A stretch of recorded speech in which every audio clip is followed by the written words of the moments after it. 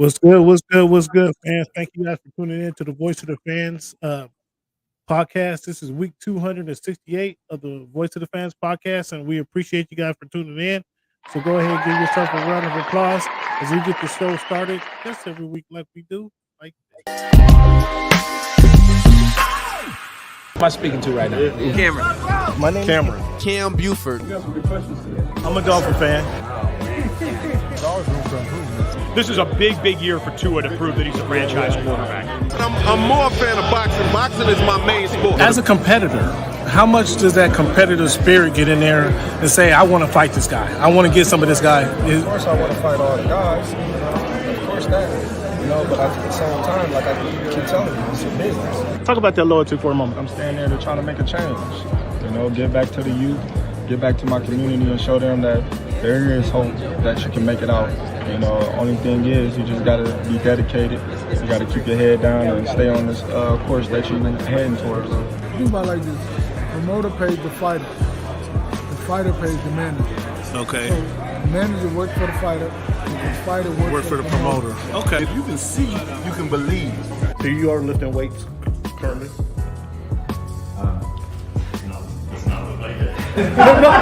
When he said it's easier to score in the NBA versus Europe, did you agree with him? To me, it's easy to score a little bit more. On your team, is Paul is he number 2 option or is he number 3 option? On your team, 30 nights a year, he's my number 1 option. 30 nights. Can I finish right now? Do you want me to speak or do you want to conduct the interview and answer for me? What do you Which think? one? What do you think about these upcoming?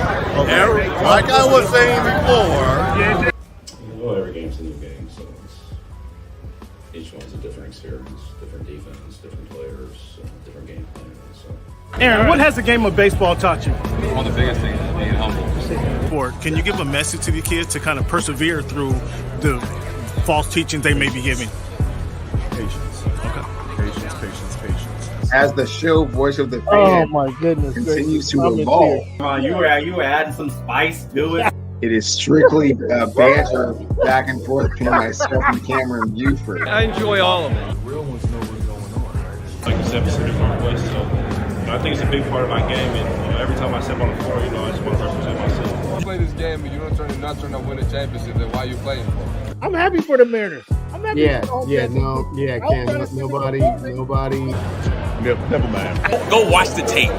Go watch the tape, and then you tell me if it was all about just a system. Look like a buffoon. Go do your research. Go do your study.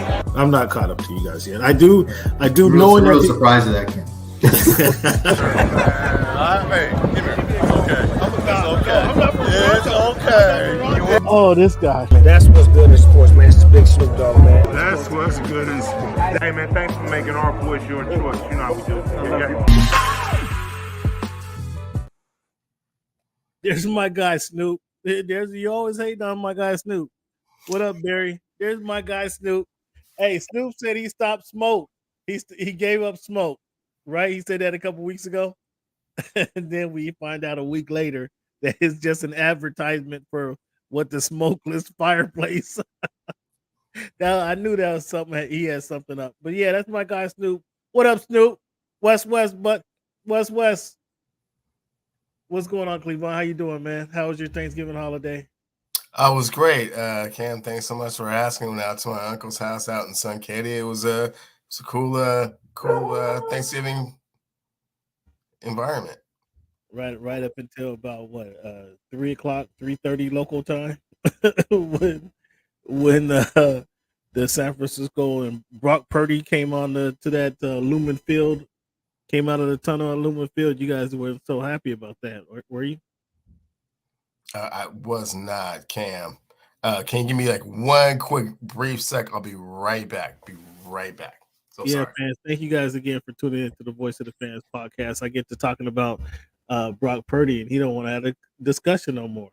Well, fans, as you guys know, each and every week we host a show just for you guys. You guys can be a part of the show by hitting us up at @ Voice of the Fans on Twitter, @ Voice of the Fans on Twitter, or hit us up in the chat bot or the chat box for however you're watching, whether it's on Voice of the Fans on YouTube. Right back there, sir.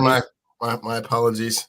I know I mentioned Brock Purdy and you got all nervous on me. You don't really you try to thwart that conversation as best as possible. But Brock Purdy wants to hear from you. He wants to know what you thought. But just a moment, I'm telling the people, giving them a round of applause for. Oh, they laughing at you for running when I brought up Brock Purdy. But I want to give them a round of applause for being on the show and telling them that they can hit us up at _ Voice of the Fans on Twitter. That's at _ Voice of the Fans on Twitter for their any questions, comments, complaints they may have, or they hit us up on the chat box.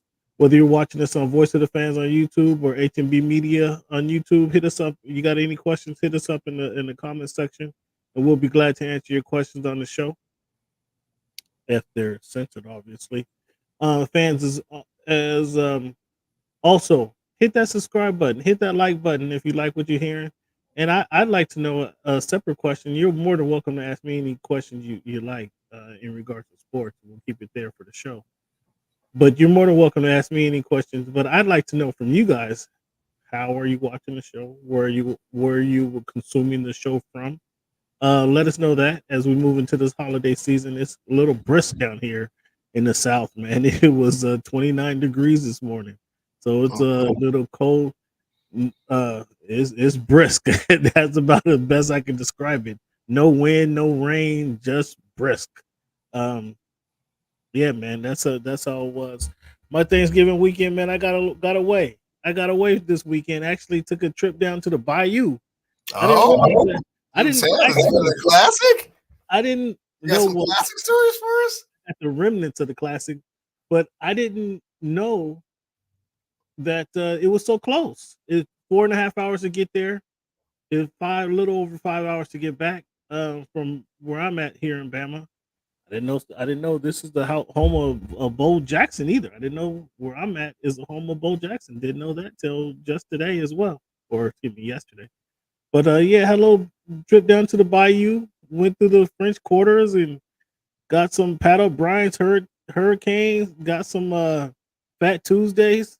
It was got some good food down there. It was a pretty relaxing weekend. So yeah, that was how my holiday weekend went. And sorry about Brock Purdy coming up there ruining your weekend. So my first question, well, you can sip on that, but we're gonna get back to that one. But as fans, each and every week we start the show by letting you know, we'll give you a rundown. We're going to talk about the NFL Weekly. You see, I can't wait to get some Brock Purdy feedback from Cleveland. Try to ask him 3 times. The first time he tried to run off the show on me. But we're going to talk about the NFL week that was. We're going to talk about the NBA.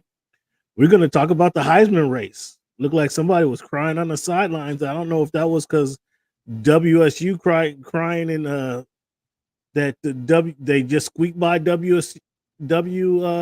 Washington State University, or that he lost. That was his opportunity for the Heisman. He cried away his Heisman opportunity. We're gonna get to some boxing and our fantasy football as well. We got some conversations to have on the fantasy football team. I don't know, Cleveland might try to run out the show on that as well.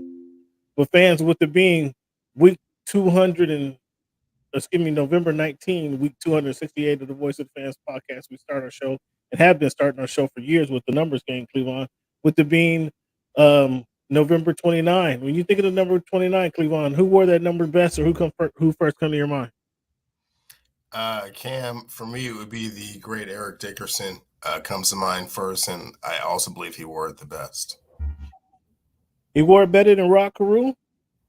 Yeah, I think so. I think you might. I was thinking you might say Adrian Beltre. No. Huh? No. Go Dogs.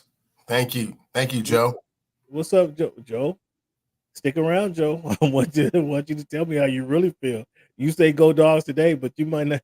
In about 5 minutes or about 15 minutes, you might not like what I have to say about that game over the weekend, because WSU put a scare in somebody.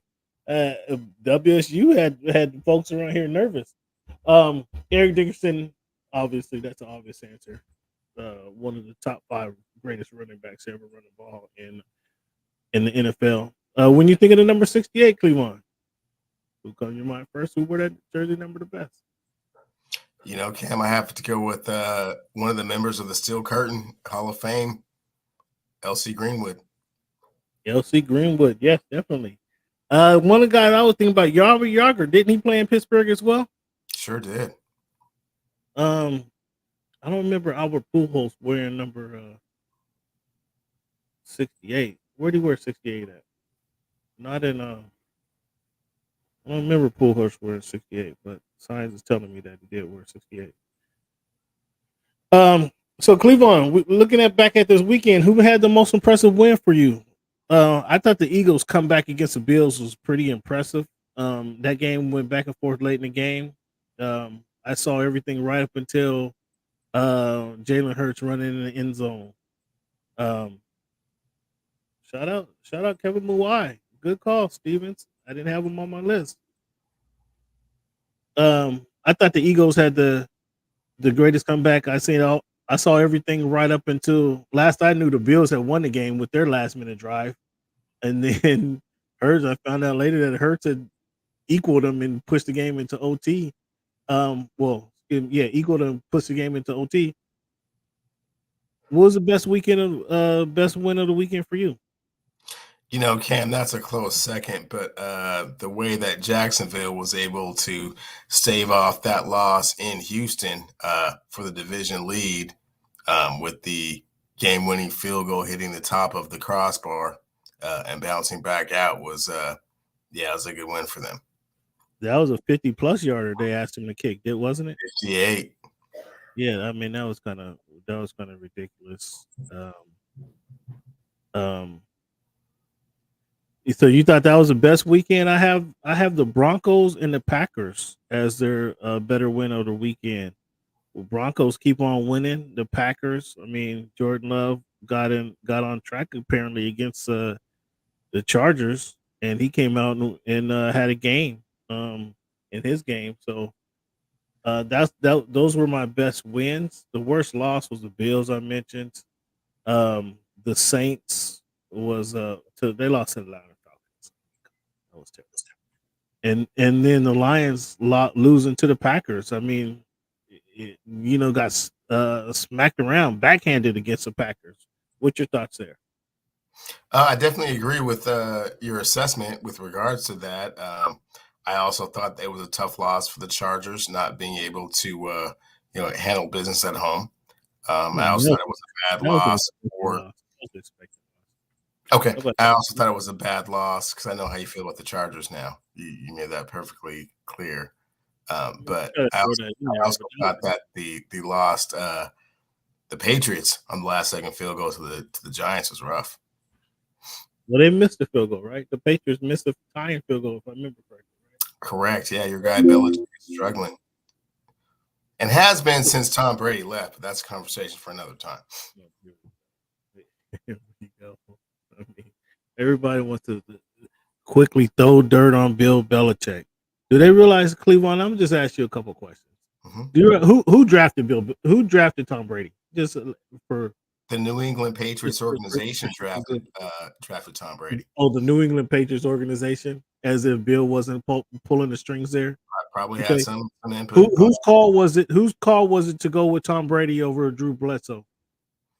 It was a Patriots organization decision, and as you can see, it worked out quite well for them. Yeah,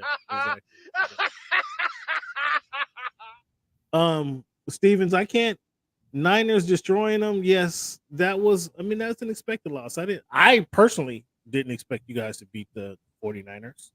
Now let's see what my man thinks. And now that you see the full game, 64 minutes of Brock Purdy, Mr. Cleveland, would you like to let the people know what you think of Brock Purdy today? My feelings are the same, Cam. He is great when he is in rhythm, when his defense is doing what they're supposed to do. He has a strong running game, and they can play, within their system. He's fantastic. So sounds like you're still not giving any credit to Brock Purdy and what he's doing on the field. Sounds like he's still eluding he's like an iguana. If the temperature is perfect. If the environment is absolutely sound, he's going to get the job done. Ain't that nothing? So this is not a question I had ready for the show, fans. But tell me this: would you rather have Brock Purdy quarterback in your team, or would you rather stick with Geno Smith? Brock Purdy. Oh, really? Oh, would you? I think that just shows really, truthfully, how much Geno Smith has fallen in your eyes more so than you giving Brock Purdy any love. Probably so. I think you're right with that assessment, Cam. Yeah. I think that's really but that's interesting that you say that. And, that's interesting. We're going to go with that one, fans, because Geno Smith obviously can't. Geno Smith obviously can't do no good in some Seahawks fans' eyes now. Although Geno, gave him a lot to root for last season, gave him a lot to be hopeful for over the summer. We're in 2023. We're in the here and now. We're in the present. We're in week 13. I mean, come on now. Why would you even make a reference to last year? That's weird. Isn't Geno Smith have the Seattle Seahawks in playoff contention? Doesn't he? I mean, just barely. I mean, if you look at the schedule, I mean, not really. Yeah, he holds the ball way too long, and he can't find open receivers, Joe. Spot on. Well, is his receivers open? Is DK Metcalf getting open? Is Pocket Rocket? Is he as quick as college he used to be? Receivers don't break wide open. I mean, you know what I'm saying? You have to have some type of chemistry and understanding and timing and rhythm, and he has none right now. Wow, just so you guys are just so cold. I agree with you, Joe. I agree with you, but you see my co-host here, Joe, just 2 weeks ago wouldn't go down to unlock Brock Purdy out of jail if he had the key. So, I mean, so now all of a sudden he wants him leading his team. That's interesting. So, you asked for it last week. When does head start to roll in Carolina? And Tepper must have heard you. Tepper must have heard you because shortly after Sunday's game, I think it was, he said, Frank Reich, thank you, but no thank you. Turn in your playbook. Your key card no longer works here. And he's the first coach to get to heads roll there. And I explained to you a couple of weeks ago, or when you brought it up last week, that Frank Reich, I mean, maybe we're asking too much of Frank Reich. Big career, a career that most known for bringing his college team back, most known for bringing the Buffalo Bills back. He was known as a QB whisperer for the QBs that he worked with early on. But his time in Indianapolis kind of really showed that he wasn't much of the whisperer some people have thought. Because thanks for chiming in, Joe. Appreciate you, babe. He's not as much of the whisperer as people have thought, because it was his call. He called up Matt Ryan. He called up Phillip Rivers. He called up Carson Wentz. And neither one of those guys could he get any turn anything out of and get anything from those guys. So how much coaching was he actually doing? How better was he making these guys? And as it shows, I would also say that Tepper talks about in his press conference how patient he is as an owner. He's fired multiple coaches now. Under his watch, multiple coaches have been fired by the Carolina Panthers. And if you're going to be patient with the quarterback that you have and still believe that he's a guy, I mean, you should be patient with the coach and the whole system and the whole regime, shouldn't you? Or should they be looking to call Steve Wilkes back? What's your thoughts on that? Well, again, Cam, you see they fumble those decisions pretty frequently. This will actually be the 6th head coach that he's had since he's been there. That's an awful lot. He's fired Rivera, he's fired Rule, he's fired Reich, and always had an interim coach in the position. When he fires those guys, the team rallied around Steve Wilkes. It's kind of hard to believe that he didn't actually get the job and they went with Reich, but they did what they did, and billionaires don't like to be wrong. They don't like to be embarrassed. He's been both so far. So we'll see where this goes. It's not other than the fact that there's only 32 head coaching opportunities, this is not an attractive place to go. That you basically have to win within the first 12 games or they'll be looking elsewhere. I mean, you go in there, you negotiate a good buyout, that might be the ideal place to go if you can negotiate that buyout option. Because, like you said, before too long, you'll be sitting on the beach somewhere counting, raking in those buyout dollars. Unlike you, Frank Reich, I mean, sure, they had a bad season. Sure, the season hasn't been probably what you expected, and it's looked even worse because of what's happening down there in Houston. But if you're looking for that same parallel that's happening in Houston, expecting the guy to kind of turn things around right away, I mean, the team is not the same team. They're worse than the Houston Texans are. And I'm not sure who expected the Carolina Panthers to be competing for a division title in the NFC South. I'm not sure who expected that. But to be 1-10, 1-11, that's probably a little less than they anticipated. But you got to give the young quarterback some time. Everybody doesn't turn around and flourish like your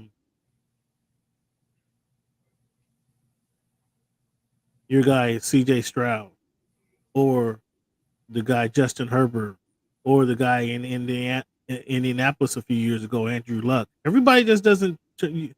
Those kind of guys just don't happen every year. Like, those are a special breed of players that typically do that. Correct. So you can't expect everybody to have that certain turnaround. In Chicago, they're still waiting for their number one draft pick to kind of show some signs, aren't they? Well, Cam, first and foremost, he plays in the NFC South, so probably the winner of that division won't have a winning record. So, yeah, you can always be competitive if you just stay, roughly around 500. So to say that they didn't expect to be competitive is kind of weird.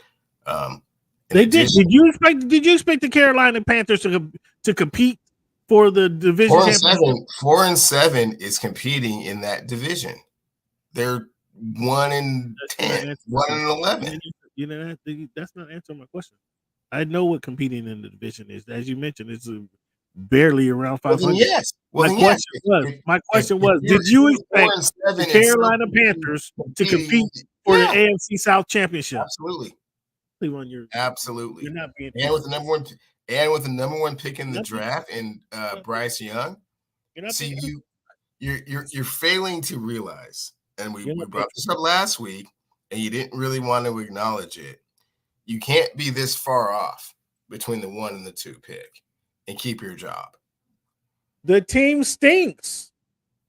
So are you not? The Houston Texans stink, which is why they have the number 2 overall pick in the draft to begin with. Well, clearly they have done a better job with their team overall, the composition of their team overall, right? Clearly they've done a better job of bringing some talent around their. Okay, so what you're saying, Cameron, is that they made a better decision with their pick and a better decision with their pick as head coach. I'm not. They didn't have more. You can't say they had a whole bunch more talent because that's not true. How's it not, Cleveland? What if you listen to what I just said? Clearly, they have done a better job of putting talent around their quarterback than the Carolina Panthers have. They have the Houston Texans have 2 future receivers that you can go into next season with, saying those 2 are our guys. Who's in Carolina to say that they traded away their best quarterback? Their best receiver, right? So there's nobody. He had to do something to get Bryce Young to get the number 1 pick in the draft. Again, they traded away. Pick in the draft. You had your choice of all the players coming out of college, and that's who you chose. The number 1 quarterback in this question. This is not the quarterback conversation, Cleavon. I specifically mentioned the talent around the quarterback. I specifically mentioned that. Clearly, Houston has done a better job of putting talent around the quarterback, haven't they? They have, again, I will restate my position since you didn't hear me the first time. They have 2 wide receivers that they can go into the future with. Which wide receiver is Carolina going into the future with? Exactly. That's up to Carolina. I can't say. Exactly my point. That's the point I'm trying to make. So where you want to poo-poo the pick overall, Stroud there's no argument who's been the better quarterback this season. There's no argument whatsoever. Stroud is clearly surpassed, should be the rookie year. Some people have him in the MVP conversation, which is preposterous, but he's clearly been the rookie of the year. So there's no argument there. I'm not here to argue who is the better quarterback in 2023. What I'm talking about is moving forward. I'm not ready to poo-poo Bryce Young as a pick, as a productive quarterback in the NFL. But you got to put some talent around him. He's not able to do it by himself, and that's where Carolina needs to take some blame for not putting talent around the quarterback. Shame on them.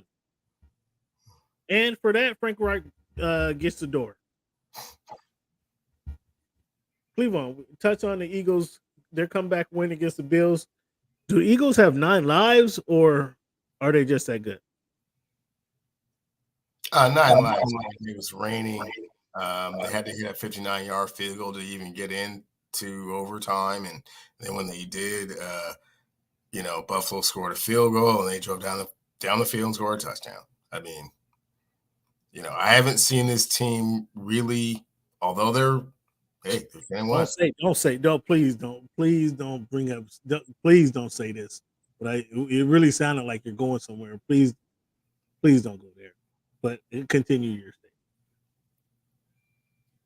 They haven't shown the ability to really impose their will on teams. You know what I'm saying? They do it every week. What are you talking about? They impose their will. They find ways to win in the same way that other team in Pennsylvania, the Pittsburgh Steelers, find ways to win.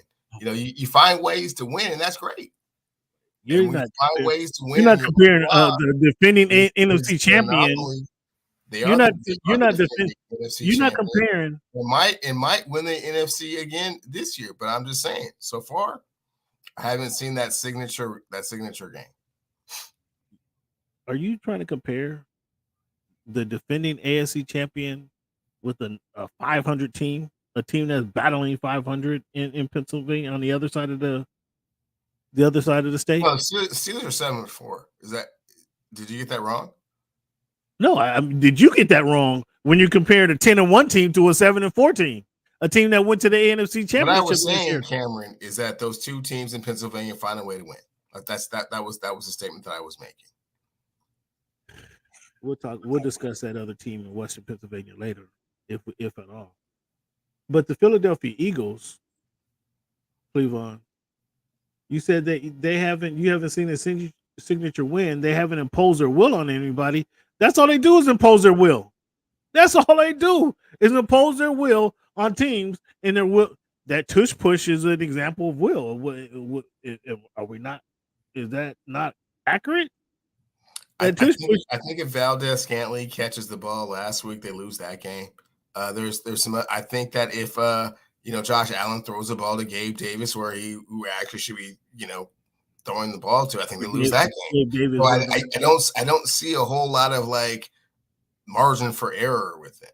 You know what I'm saying? They find ways to win, and I'm not taking anything away from them. They've been very workmanlike. Sounds like and you are. They're 10-1, and they have the best record in the NFL. So I'm not going to take anything away from them. I'm just saying I haven't seen a real signature victory where it's like, ooh, now I see why everybody should be afraid of them. I mean, they have 2. again, fans, if you guys weren't with us at the beginning of the season when we made our picks, I did pick one of the questions we had going at the beginning of the year was, can the Eagles avoid the Super Bowl hangover? And that's getting to the Super Bowl and not winning. And we see that now at 10-1, I think they're over the Super Bowl hangover. I think that's safe to say. Cleveland, the team has had 2 this season, 5-game winning streaks. Within that, yes, there have been some close games. Yes, there have been some close games, but their ability to win the close games kind of sets them apart. I think that's the test.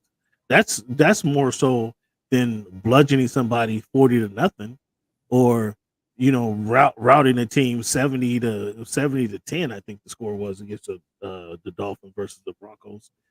Winning close games is kind of what it takes, because these games, the NFL is a highly competitive environment. So your ability to win close games, I think, speaks more volumes than a 34-10 win.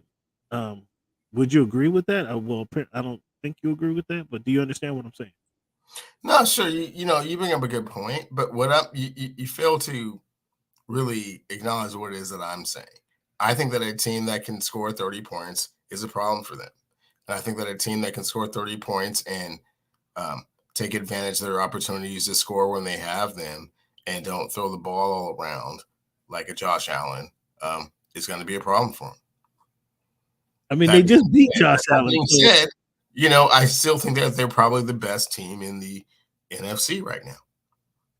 Washington, 2 of their last 3 opponents, 2 of their last 4 opponents, Washington Commanders and Gordie Howe, scored 30 points on them. Buffalo scored 30 points on them a couple games ago. Washington scored 30 points on them twice, in fact.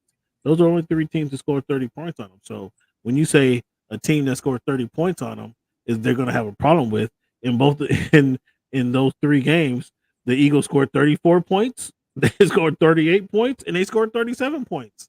So I think their ability to match what the opponent's doing, again, speaks volumes. You have to win these close games. I think that ability to match what your opponent's doing and step up to the moment, and that's what I've been most impressed with. Again, I had them going to the Super Bowl, so I feel very comfortable with what these guys are going. My Super Bowl pick. I'm so sorry, but then you jumped off that bandwagon. No, I didn't jump off the bandwagon because Brock Purdy, got his win, and the sparkles came out, which is why I got 2 elbows coming to me when they don't get to the Super Bowl. Well, we're gonna see here shortly. In fact, this week, what that Brock Purdy magic is able to do, and we're gonna see how right I am. Either way, I'm gonna be right with goes down, because I don't think there's any competition in the NFC with who's going to the Super Bowl. It's gonna be the Philadelphia Eagles, and I'll be fat and full. Okay. So you gonna give me my 2 elbows right now? Then we didn't gotta wait. You didn't let me finish. I'll be fat and hungry. I mean, I'll be fat and happy when the San Francisco beats them in the NFC championship.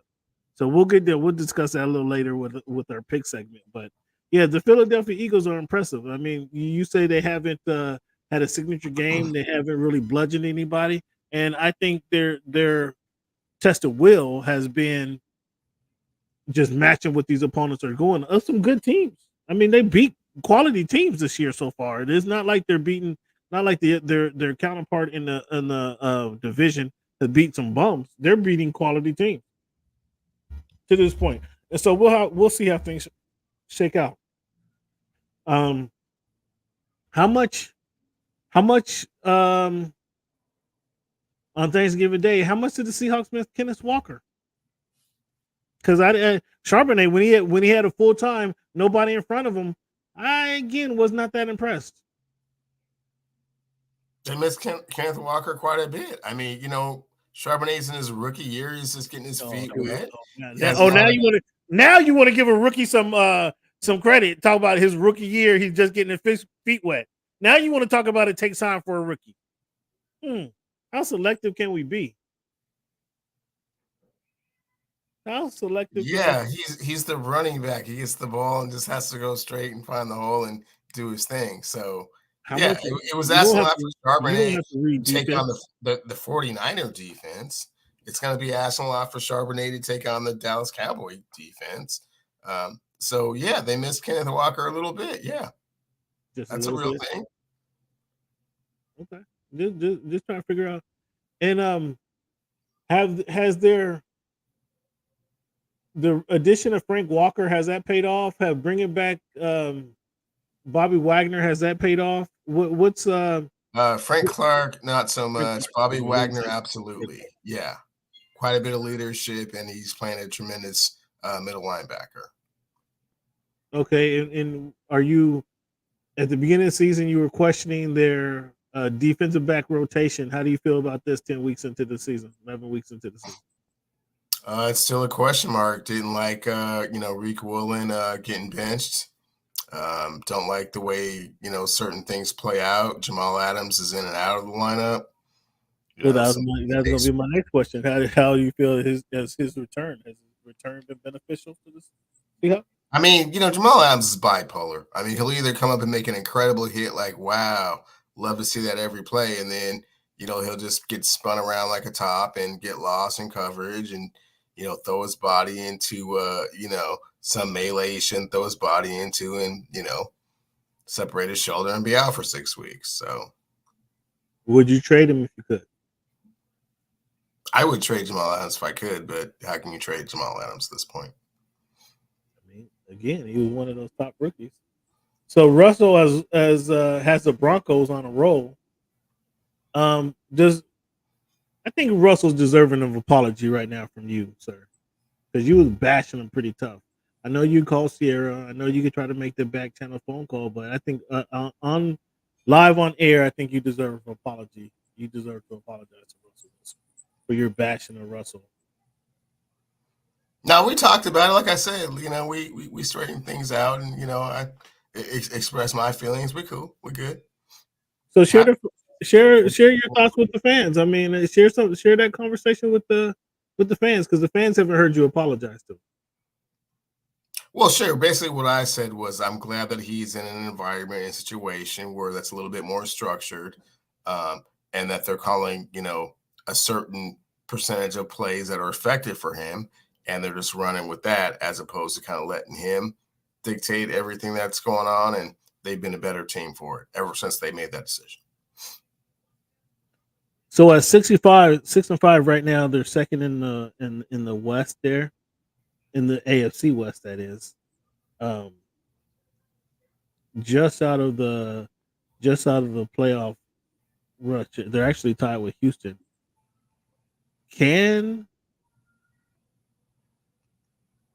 Is it realistic to think that the Denver Broncos can make the playoffs? Considering it's absolutely realistic. I mean, the way these things shake out, like you said, they play Houston this weekend. They get that game. Houston 6-6. They're 7-5. I mean, that's significant, right?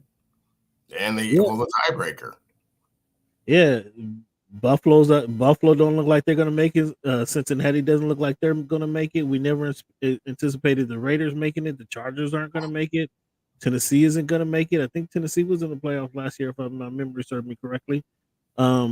Indianapolis is in their way. I mean, are they going to hold on? I mean, Minshew Mania. Are you bought into Minshew Mania? No. Where Minshew go to school at? I can't recall. But you're still not bought into Minshew Mania, and I mean, he has the Colts at 6-5 right now. When you thought the Colts were going to be dead by this time, I did, and kudos to him for holding them together while Jonathan Taylor was able to get healthy. Now Jonathan Taylor was hurt again, but we don't really actually know what it is that they're going to do. The future was Anthony Richardson. Unfortunately, he was, hurt and not able to finish the season. So, Gardner Minshew has certainly been a good stopgap, and he may, potentially get them into the playoffs. Fans, let's see. Let's see where his head's at right now. Would you take Gardner Minshew over Geno Smith right now? No. I think there's some bias in there. I think there might be some bias because he wore the Garnett and Gray years ago. You don't want to give him no credit. But would you? I'm gonna ask you one more time. would you take Gardner Minshew and Minshew Mania over Geno Smith right now? No, not right now. Oh, you need another week or two to decide? Well, we'll come back to that. We'll couch that one. How about that? We'll couch that one and come back to that one right now. But yeah, the Colts have them in the playoffs right now. That's interesting. The Colts are in the playoffs. Has the clock struck 12 on Josh Dobbs? That depends on if Justin Jefferson comes back. He's coming back this week. He'll be back this week. Well, then no. Oh, you think Justin Jefferson can turn it around? I mean, it's not like he had some bumps. They have Addison. They had It's not like they have some bums, but they don't have Justin Jefferson out there. I mean, but if you don't have time and awareness to get him the ball, and Josh Dobbs, I told you I like Josh Dobbs coming out of Pittsburgh when Pittsburgh drafted him. But some of the stuff that he tries to do on the field, it's like, yeah, Josh, just eat the ball, bro. Josh, he'll throw it with his back turned to the defense, and he's being rushed out of bounds. He'll just throw it up in the air. And I'm Josh, come on, bro. For a rocket scientist, man, that's not the brightest thing for you to do.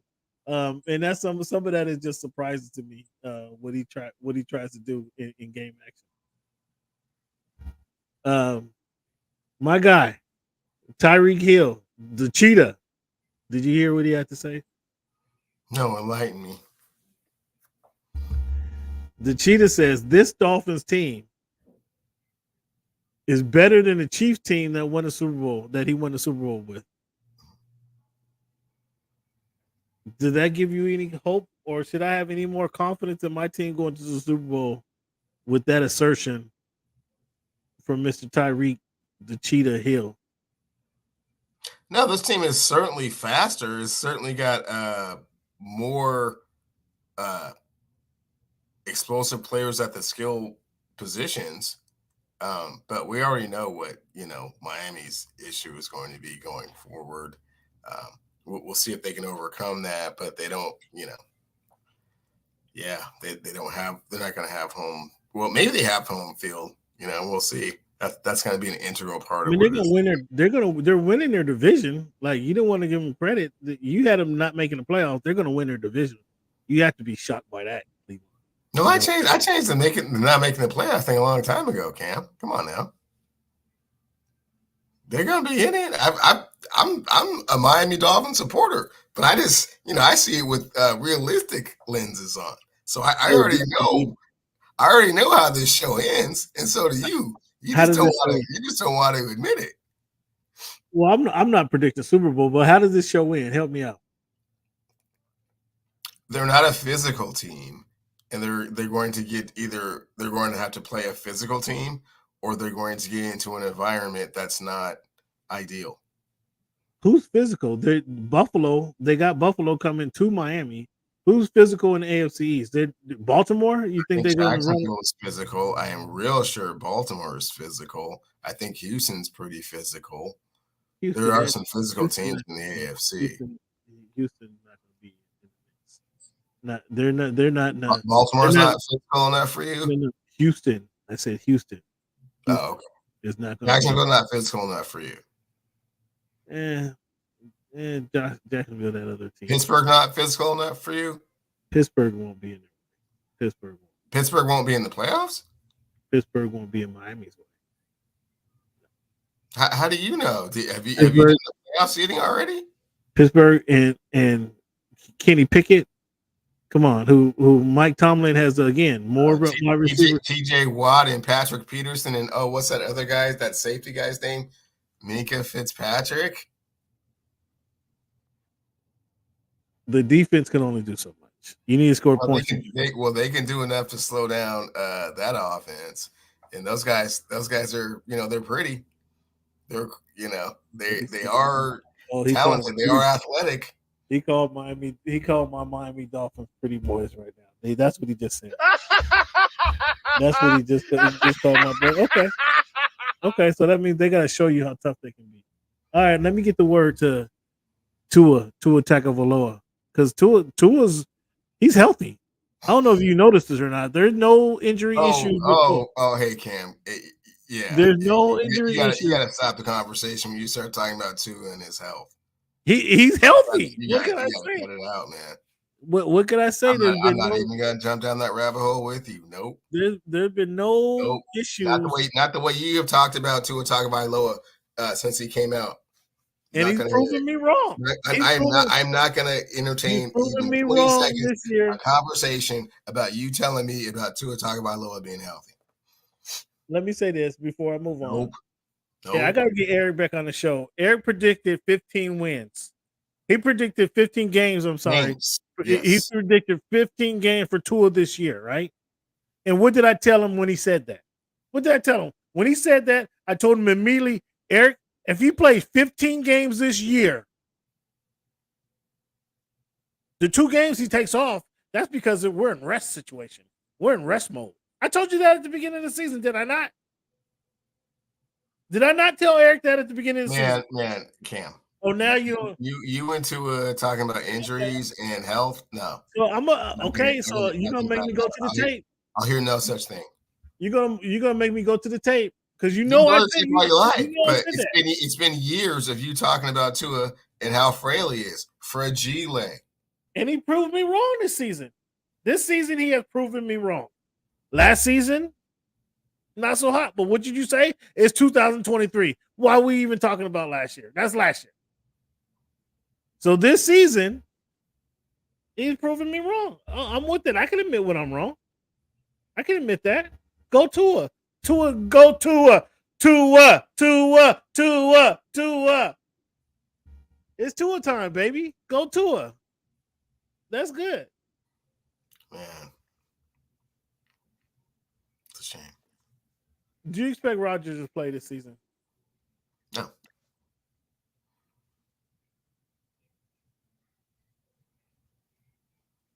I'll take the system, Budnick. I'll take the system. Wow, he said system. Wow. I'll take. I would kind of put that on like a player like maybe a Brock Purdy or look at this.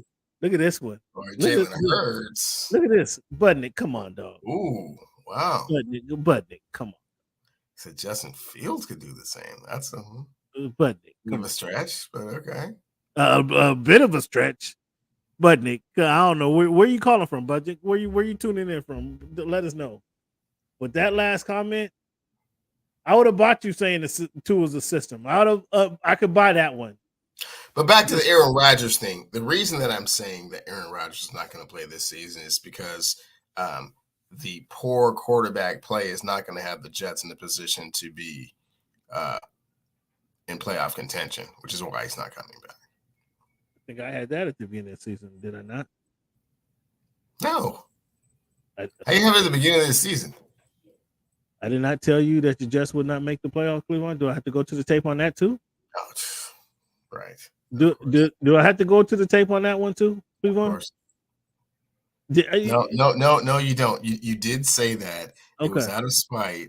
Out of spite? It was well before. Yeah. It's well before. Out of spite. That was facts. That was Camp Anawana. Okay. Fine. All right, Camp Anawana. I hope you put some bug lotion on SOS so you don't get no bug bites out there, smart ass. Speaking of, he brought up Jordan Jeffers. Budnick brought up Justin Fields, Mr. number 1 draft pick surveyor. Looks like the Bears are going to have number 1 draft pick. Do you move on from Justin Fields or do you draft Caleb Williams?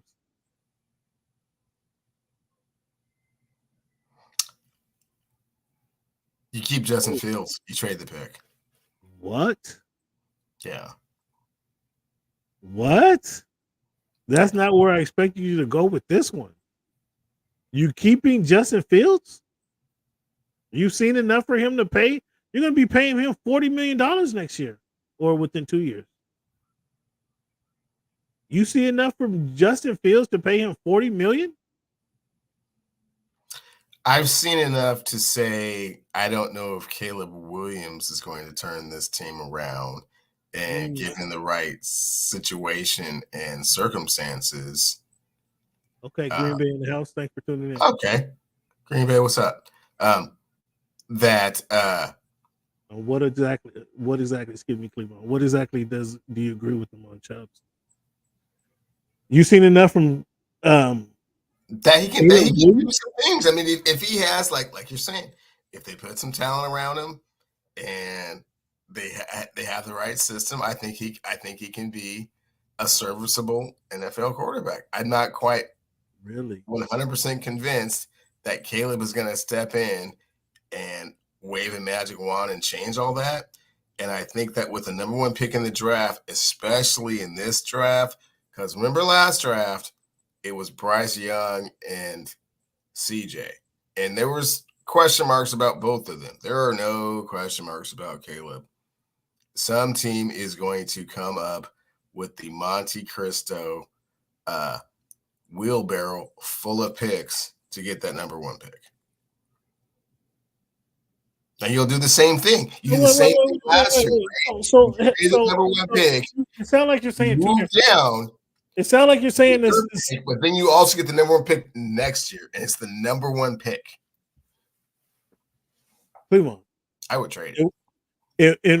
In one breath, you're saying there's no questions on Caleb Wilson or Caleb Williams. There's no question on them, but you don't think he's going to wave the magic wand and just make your team better all of a sudden. That's what you think? I don't think so. How can you say there's no questions on him though? On Caleb? Yeah. Caleb can make all the throws. He's dynamic. He's, a great NFL prospect. But what you have in Justin Fields is someone that you feel is top 15. So you got Justin Fields. You have Justin Fields not today, or he can be is what in the future potentially. Is that what you're saying? I'm 100% sure that in the future it could be top 15. I think that you would be hard pressed to name 15 quarterbacks better than Justin Fields right now. You make me want to pull out a list, Cleveland. You can pull a list out, man.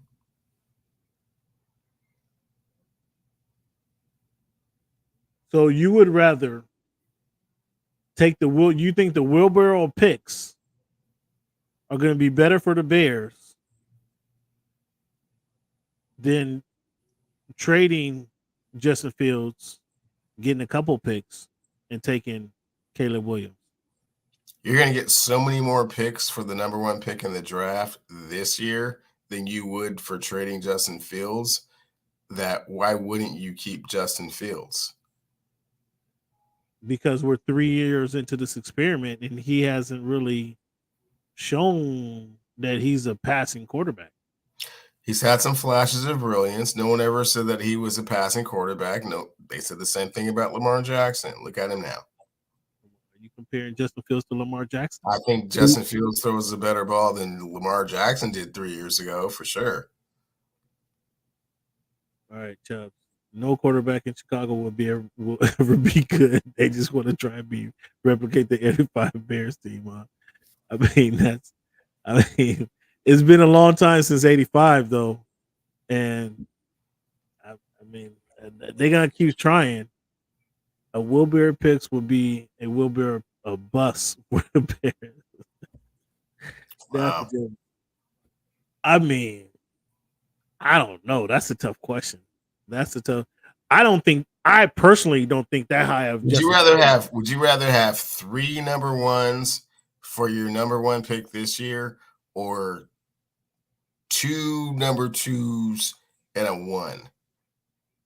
I think if I'm getting the better quarterback, because just as Chubbs points out, that wheelbarrow picks has the potential to be a wheelbarrow bust. If you really feel that Caleb Williams has no questions, there's no questions about what he could do. He can make all the throws. He's a dynamic. I have questions about his leadership abilities. Jumping into his mom's arms after they lost a game and crying, it has me questioning his leadership abilities. Now, that's without me talking to his coaches, without me talking to his teammates in college. I have questions about that. Shows me leadership. He doesn't have leadership intangibles. That's what that shows. He can be as dynamic as he wants to be on the field, but if you can't lead these guys, that's something else. I haven't seen enough from Justin Fields to say I want to hold on to that guy. That's me personally. If I'm paying Justin Fields, and that's fair. I mean, he hasn't dazzled you, and that's understandable. This is his third year, I believe. This is his third year. Has he shown you enough to be like, yeah, he can be our quarterback for a couple of years? Listen, here's my point, and here's why I might lean to moving away from Justin Fields. This is his third year in the league. I'm not sure if he has a 3 or 4 year deal with the Bears, but either next year or next offseason, they're going to be on the hook for $40-45 million what a player's going for nowadays. Now he's not going to make Justin Herbert money, but he's going to be making $40 to $45 million a year. For $40 to $45 million a year, I have Caleb Williams for 5 years. So if you're telling me that Caleb Williams can do everything on the field, can I teach him to be a leader? Maybe not. But can I get 5 years out of Justin, or my 5 years out of Caleb Williams going to be better than me paying than what I can get over the next couple of years with Justin Fields? I might be leaning to Justin Fields just from the financial aspect because I'm not that sold on him. And I got maybe I have to put some feelers in the water and say, yo, Carolina, what would you give me for Justin Fields? Well, they're not. No. The number one pick is already Carolina's pick. Yeah, no, no. Carolina was the wrong team. But Tampa Bay, what are you willing to? How much do you like Justin Fields? New York. Do you guys need a backup quarterback? How well do you like him? I'm trying to call. Okay, I'm gonna have to put the around. But what you're not gonna get is as much for Justin Fields as you will for them. Understood. I get that, and that's either Justin Fields or a bushel of picks. I understand that, and I'm telling you, as Chubbs mentioned, that bushel of picks could be a bushel of bums. And I'll take, if you're telling me there's absolutely zero questions on Caleb Williams other than his leadership, I might be interested in taking Caleb Williams just from a financial aspect, because I know in 2 years I'm gonna be on the hook for 40 to 45 million per for Justin Williams, Justin Fields, who I'm not excited about, who hasn't showed me enough to dazzle me. He ain't really turned me on. So yeah, it's a tough spot. Yeah. I mean, we'll see how it plays out. But that's my assessment. But yeah, that's gonna be a good question. And yeah, it's gonna be interesting to see that this Carolina Panther story, like how this transpires now that they've let the coach go. And I mean, over the next couple of years, I mean, we're gonna be. We thought an eye was heavily on Bryce Young coming to this season. The eye is going to be heavily on Bryce Young over the next few years, because if CJ Stroud continues this progression, then your perspective rings louder and truer, right? If that divide just continues to widen, but I'm not ready to throw Bryce Young away. I'm really not. I mean, it's too early. In my opinion, it's a little. So, fans, as you know, each and every week we make our picks. I'm usually right. Cleveland is off wrong, so we'll prove how this thing works out. Here's our supremacy rankings from last week to this week, Cleveland. Cleveland, you got who changed in your? You got Dallas. You got Detroit is kicked out, and you brought KC in, huh? Yeah, you kept Dallas at them. You kept Detroit at number 3 after losing to the Green Bay Packers on Thanksgiving. That's weird. Yeah, that was an oversight on my part. I did have Dallas in there. Oversight on my part. Yeah, probably KC should have been up there in number 5. Baltimore should have moved up. Dallas should have. I got San Francisco ahead of you. That's probably where my thing should have went. It should have been went more like yours, except I got San Francisco ahead, and that'll be decided right, this week. Yeah, that was an oversight on my part. Here's how our picks shaked out this week. We both took Green Bay Lions, or excuse me, we both took the Lions over Green Bay. We saw what happened there, fans. We both had New Orleans over the Falcons, and New Orleans just can't stay alive. I don't know what's going on. I had the Rams over Arizona. I'm just really not that confident in Arizona, although Kyler Murray is back. The Rams, I think, are a better team. And I had Cleveland. I knew it was kind of touchy, but my point here was, I thought Cleveland's defense would slow down Russell and stop that ball from rolling. But Russell just keeps rolling it right along. He made another great touchdown pass right on the sideline, right? Another end zone pass where only his man can get it. Like, Russell's done that, 3 weeks in a row? Like, how can this continue to happen? And he did it again, and he got the win over the Browns. And Minnesota should have beat the Bears. And that's why I said the clock has the clock struck 12 on Josh Dobbs, because there's no reason the Bears should have won that game. The Bears gave up 4 fumbles, and they only kicked field goals. So there's no, come on, Minnesota should have won that game. So we both were 75% on the week, 12 out of 16. Cleveland went. Look at Cleveland. I think this might have been your first week going 3-0 in your picks against the spread all season long. Yeah, young Sam made a triumphant return. It's been a minute. I don't know how triumphant it was, but this is a good job there. But I'm still ahead in the picks against the spread segment. We want to take a narrow lead there in the overall picks for the year. Here's our confidence picks for the year, or for the week. Cleveland again went 100%. I mean, I might have to get some our forensic specialists on this, but I'm not sure if those numbers are accurate. But the stats show Cleveland went 100% last week. Fans, my pick for this week is my games of the week are the Seahawks versus the Cowboys. Cleveland, is that game of the week worthy? No. You don't think? Are you that hard on Geno, man? You don't think Geno has nothing for the Cowboys? No.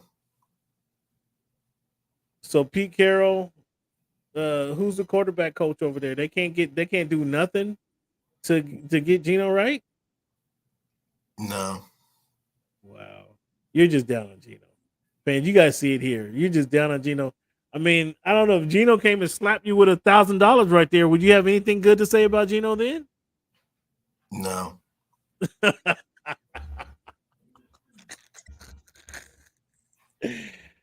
This guy can't give Geno no love, man. No love. But boy, how quickly things change.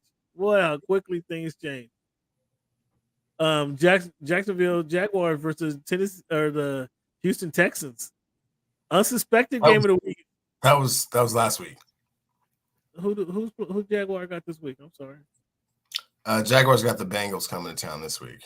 Oh, excuse me. That should have been the Broncos versus the Texans. My bad, fans. That should have been Broncos. I'll change that right now. Should have been the Broncos versus the Texans. Russell back in a game of the week scenario, and the Texans. CJ Stroud. This is for a playoff berth right here. Seemingly, I mean, obviously a playoff. It's not winning you get in, but it's win and keep your hopes alive. We're going to get to who you can pull out now. And then obviously the 49ers and Eagles NFC Championship preview is what that is. But how do you feel about the Broncos, these games of the week right here? You don't like Seattle versus the Cowboys. Broncos versus the Texans. You have to feel good about that one. And 49ers versus the Eagles. What game am I missing? From this schedule, I don't really see any games that you're missing. This week is kind of a tough week, to be perfectly honest with you, with regards to the games with what is it, 6 teams with buys this week. So, yeah. I mean, I think you're pretty much, spot on with the games of the week. Less the Seahawks Cowboys. I think it's going to be very memorable, but we'll see what they do. I mean, if you force me to watch some of these games, if I'm forced to watch, this week is for a true NFL fan. I'm trying to find some good in this. The Colts and the Titans, that might be the best game that unmentioned. Wow, Steve, what are you talking about? I'm just saying that might be. I'm just talking about a good football game. The Colts. I know that's a true NFL fan. These are both, these 500-ish teams. Games are gross from top to bottom, except for the 3 you picked. The only other game that I'm somewhat curious about is the Chiefs and the Packers. I mean, can the Packers continue what happened on Thursday or no? They got 2 in a row after playing the Chargers. I wouldn't expect the Chiefs to cough it up against the Packers. However, oddly, this is only a 6-point spread here. That's oddly a 6-point spread. I mean, the Bengals and their, Browning. You had no confidence in Browning. Were you a Browning fan at UW? Did you like Browning there? Browning took our team 12-0, took us to the college playoff, but it was always visibly apparent that he has, kind of a noodle arm and no ability to push the ball down the field. And now we're playing NFL football, so it's just even worse. That weakness is going to be magnified. So it's unfortunate for the Bengals. So picks against the spread. I got the well, let's go through our picks here and see which ones we agree on. Which one I'm taking on a leap of faith. Not even faith. I just think the Atlanta Falcons stink out loud. And if the Jets do anything, I mean, they're gonna Jets coming on the field. If they come on the field in those black uniforms, they're gonna scare the Atlanta Falcons into giving up 2 touchdowns. And so the Jets, I think the Jets. Here's where I think the Jets defense can actually win a game. I got Denver. I got Denver over Houston. You got Houston over Denver. I'm going with Russell to keep the ball rolling. Russell has been Magic Man all of a sudden. Russell, not mad at that at all. And Houston, I mean, this is CJ Stroud keeping the ball rolling. Upset over the loss. That's what you got. That's why you got CJ in this one. Yeah, I mean, it's at home. I mean, they barely lost that game by 3 feet last week. So yeah, I think they got a taste of what it takes to win. Although they didn't win, but yeah, they know they need to take care of business against the Broncos. And I think they will. And I got Detroit. Bouncing back from an ugly loss. You got New Orleans. Do you think Detroit golf is turning into the pumpkin that we suspected he might be? I think the team overall, I mean, they're starting to show some weaknesses here or there. I mean, I think the adrenaline is kind of worn off a tad bit, and now we're into that part of the season where it gets colder and the teams get better and there's a lot more at stake. And this is on the road. They're going to the indoor team. I'm sorry? They're going to an indoor team. It's not like they're playing outdoors. No, for sure. Yeah. I mean, I get that. But I'm just saying as the season wears on, the games become a little bit more important. And, there's, what do we always say, Cam? There's a whole lot of tape on those guys. So, they have weaknesses. They're susceptible to certain things. And I think teams have just kind of started to pick up on it a little bit. So you've been beating up Bryce Young in that Carolina Panther regime, but you have them beating Tampa Bay. What gives?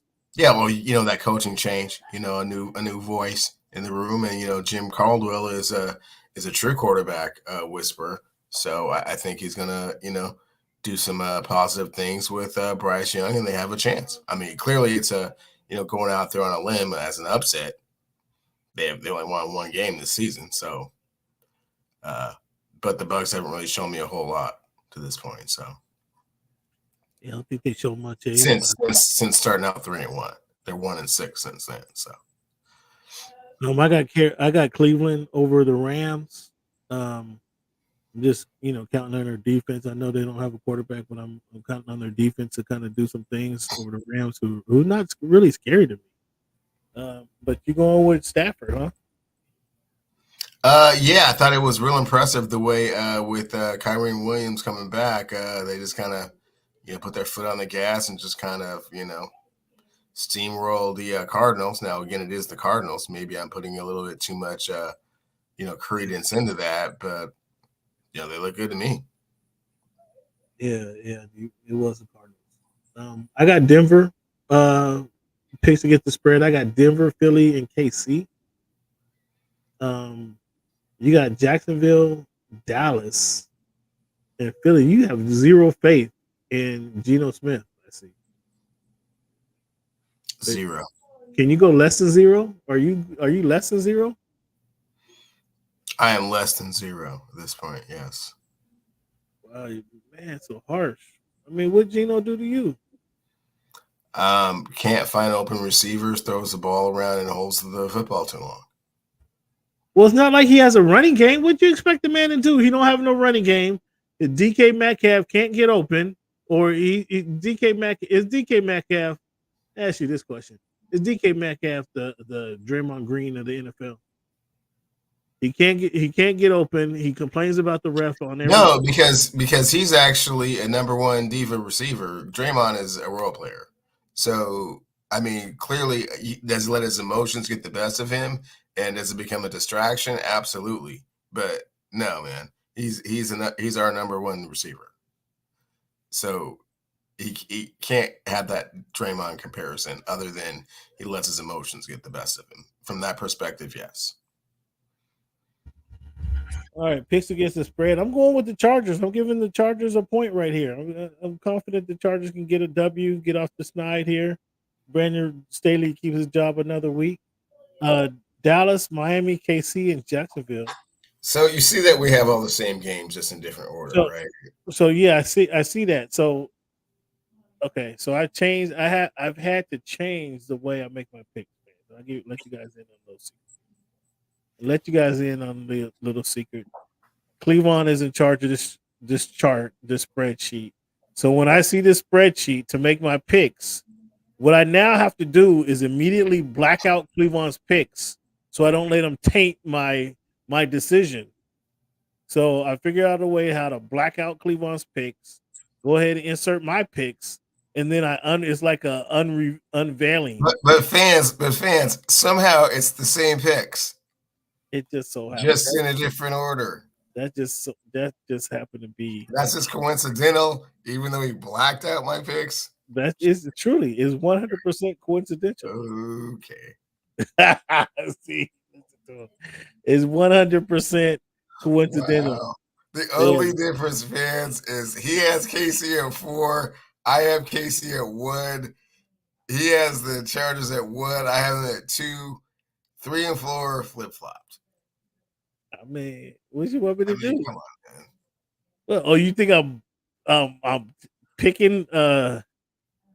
Yeah.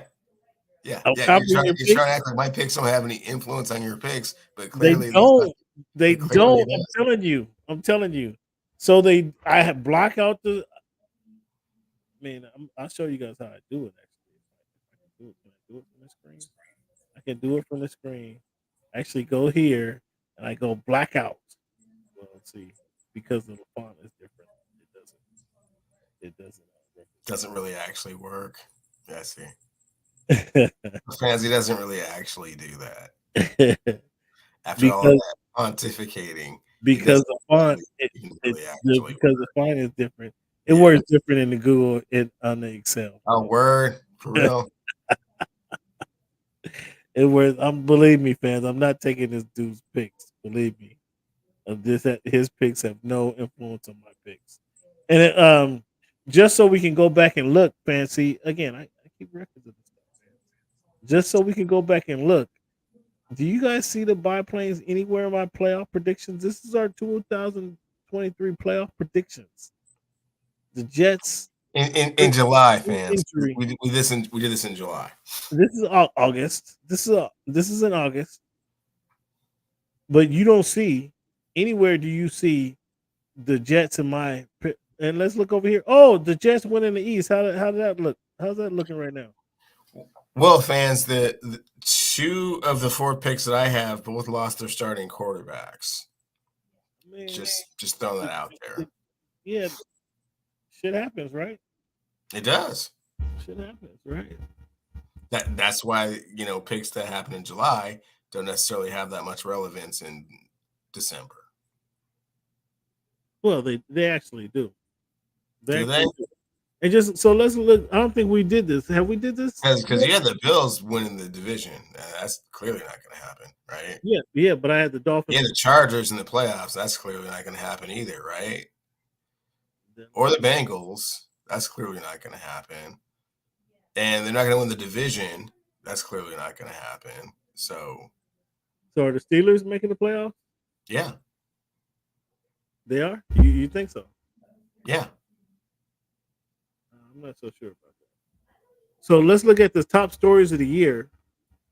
Let's see, Cleveland, what you want? Is Tomlin not having a losing season? Will Belichick make the playoffs? No, it says Belichick will not make the playoffs, is what that says. The Jonathan Taylor saga comes in, gets hurt. Can Chase, what did you see in Chase Young? How'd he look? Oh, he's been revitalized, invigorated, rejuvenated since going to San Francisco. The Eagles experiment. Will Jalen Carter have an impact? Has he had an impact? Yeah. And how will the Ravens offense? How will this transpire? Have you seen anything different, or is it still? They've been way better. They have a little bit of an obstacle to overcome with Andrews coming out. We'll see if Likely can fill his shoes. Not 100% sure, but they've been. Fun. Zay Flower finally got off, had a good game against the Chargers. Been looking for more out of him actually this season, but he finally had a good game. Going into the season here, my number one question was how many games will Tua play this season? That was my number one question. Aaron Rodgers signing with the Jets. How did this end? As we said, fans, it ended 4 plays into the season. How did the Chargers rebound from a horrible playoff loss? Well, it doesn't look like, fans, they have rebounded. It doesn't look like they rebounded at all. And do the Eagles avoid the Super Bowl hangover? If we go back to my selections, I had the Eagles winning the division here, winning their division. I had the Eagles in the Super Bowl. Now this has since been amended, but I did at the beginning of the season pick the Eagles to win the Super Bowl and play the. And fans, just for clarification, he's amended it to say that the 49ers will be in the Super Bowl. Yeah. Okay. Brock Purdy leading them to the Super Bowl, yeah. And I was so confident in my assertion that Brock Purdy was a playoff type quarterback that can lead his team to the Super Bowl that I was coerced into putting something behind it. So what do we have on Brock Purdy? Well, it's 2 elbows you're gonna owe me when the 49ers don't represent the NFC in the Super Bowl. And 2 pounds of ribs. That's what we got, huh? Mm-hmm. Okay. So again, I was coerced into. So Cleveland didn't want my pick to come out right. He challenged me to make my pick. So fans, I amended my pick. Is what happened. So that's how we kind of some of the things that we were looking at the beginning of the season. And you can see our predictions at the beginning of the season, how they were back in August. Cleveland doesn't want to Cleveland needs to, he didn't even watch preseason, but he wanted to wait a week into preseason, a week left, or maybe we did this on a bye in the week in between. We did it in August. I'm not sure when, but because Cleveland can't he has no foresight way to do this before the season started. So that's our picks for this week, Cleveland. Let me go ahead and get that off the screen. What do you think about our predictions?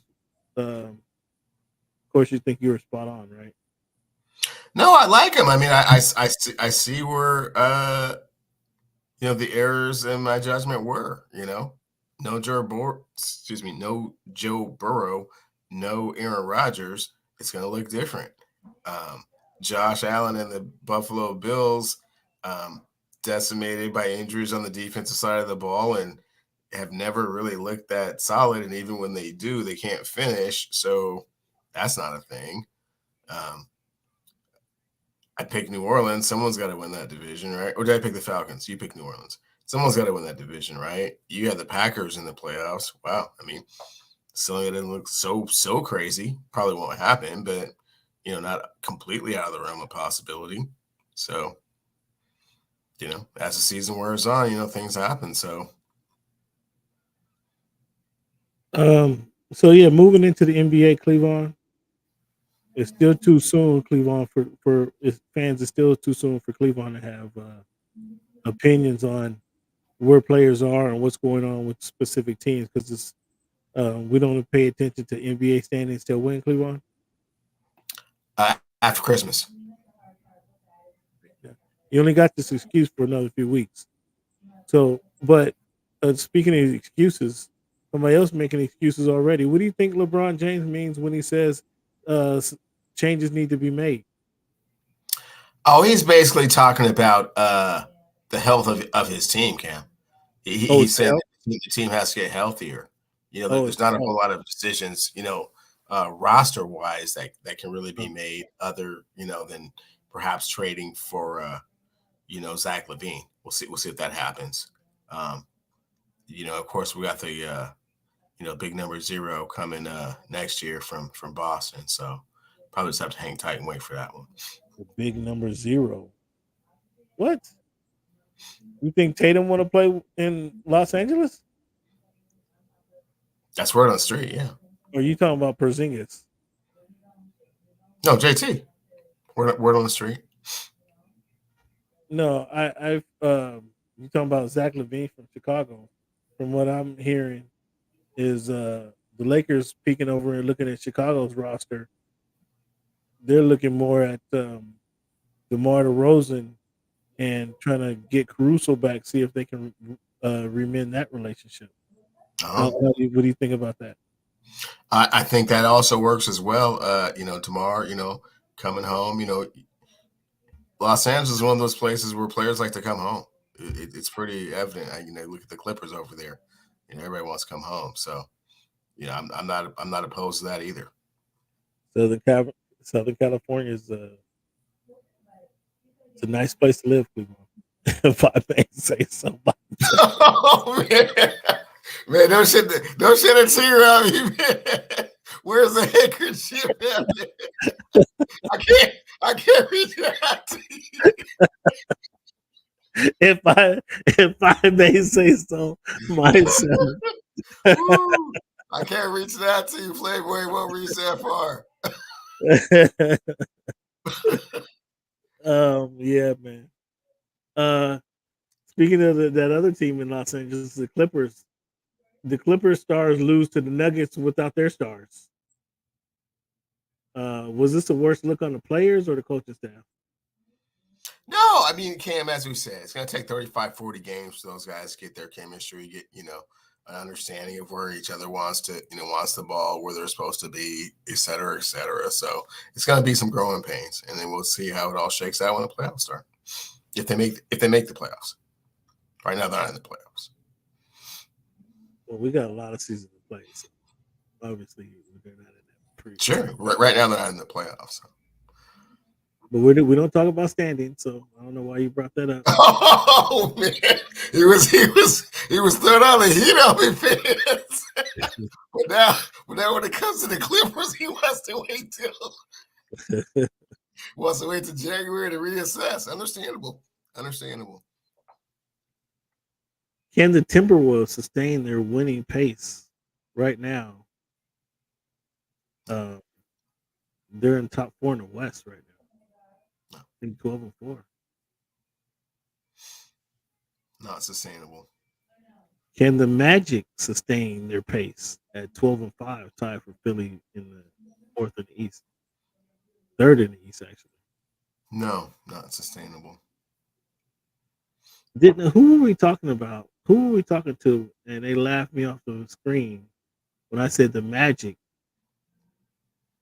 can potentially make some noise this year.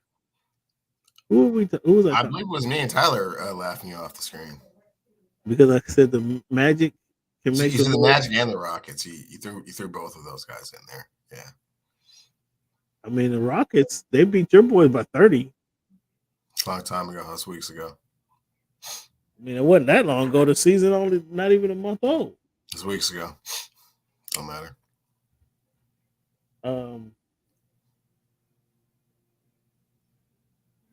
The Suns, the Mavs, and the Thunder. Yeah, right now the Rockets are 8-7. The Suns, the Mavericks, and the Thunder are tied at 11-6. Which team do you have the most faith in making the playoffs? Which two teams? The Suns and the Mavs. The Oklahoma City Thunder are about to get crushed by off the field, off the court situation. Save that topic. The Clippers, the Jazz, and the Grizzlies. Clippers 7-9, Jazz 6-11, Grizzlies 3-11. Which one of these teams do you have the most faith in making the playoffs? Oh, okay, I have the most faith in the Clippers somehow trying to, somehow, some way trying to fight back in and making the playoffs. Fans, you can tell the insincerity in his voice when he's talking about the Clippers. No, I mean they have a much better chance than the Jazz. And who was the other team that you mentioned? The Memphis Grizzlies. Memphis Grizzlies. Yeah, well, no, they're not even. Why would you even put them in the conversation? I mean, they were a playoff team from last year. So you got to recognize. But they're 100% not going to make the playoffs this year, and everyone knew that. Well, I don't think anybody expected them to be 3-11 missing Ja Morant. Like, really? Why not? They thought Desmond Bane and Jaren Jackson Jr. were going to step up, and Marcus Smart was going to provide some leadership for him. Derrick Rose. Derrick Rose, the 2011 MVP of the league. Sure. Sure. I mean, they have fallen off. Talking about somebody's hot seat must be warm. Nope.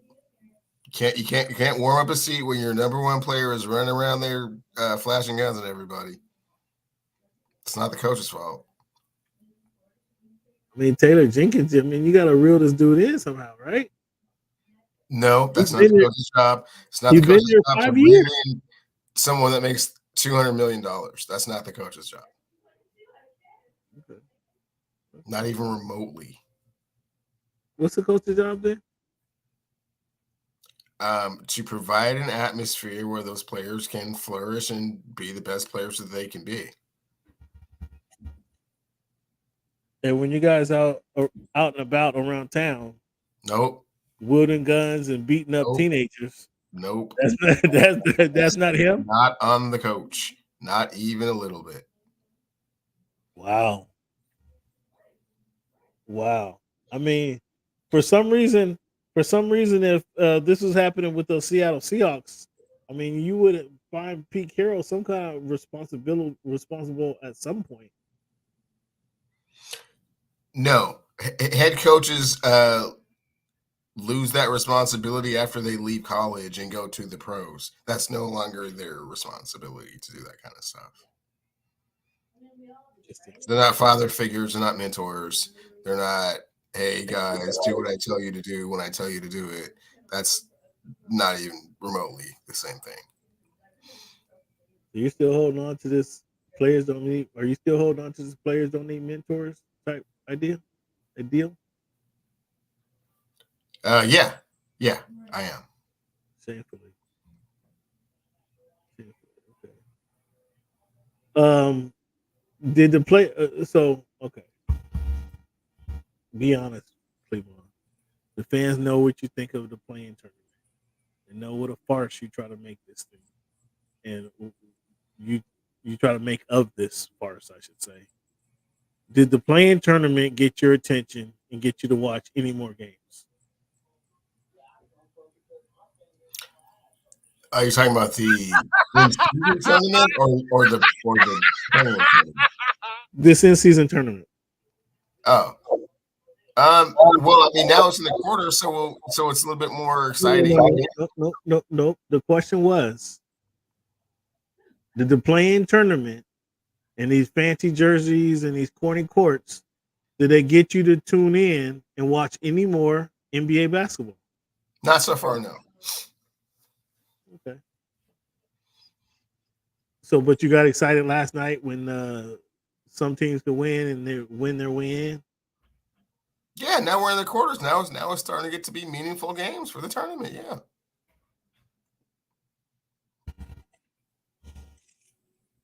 So we're in the semifinals. The Suns versus Lakers we get on Monday. We're in the semis or the quarters? I thought we were in the quarters. We're in the semis already? Yeah, semis start Monday. It's already been decided. It's between these 8 teams. Okay. The Suns play the Lakers on Monday. Celtics play the Pacers later. So Pacers it'll probably be just because of the way the schedule works. It'll probably be Celtics, Pacers, and then Suns, Lakers. One game elimination. Who moves on?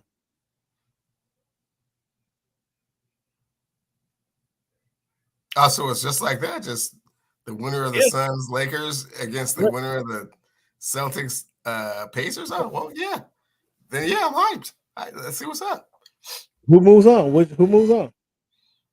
Oh, we got Lakers, Celtics, like always. Well, no.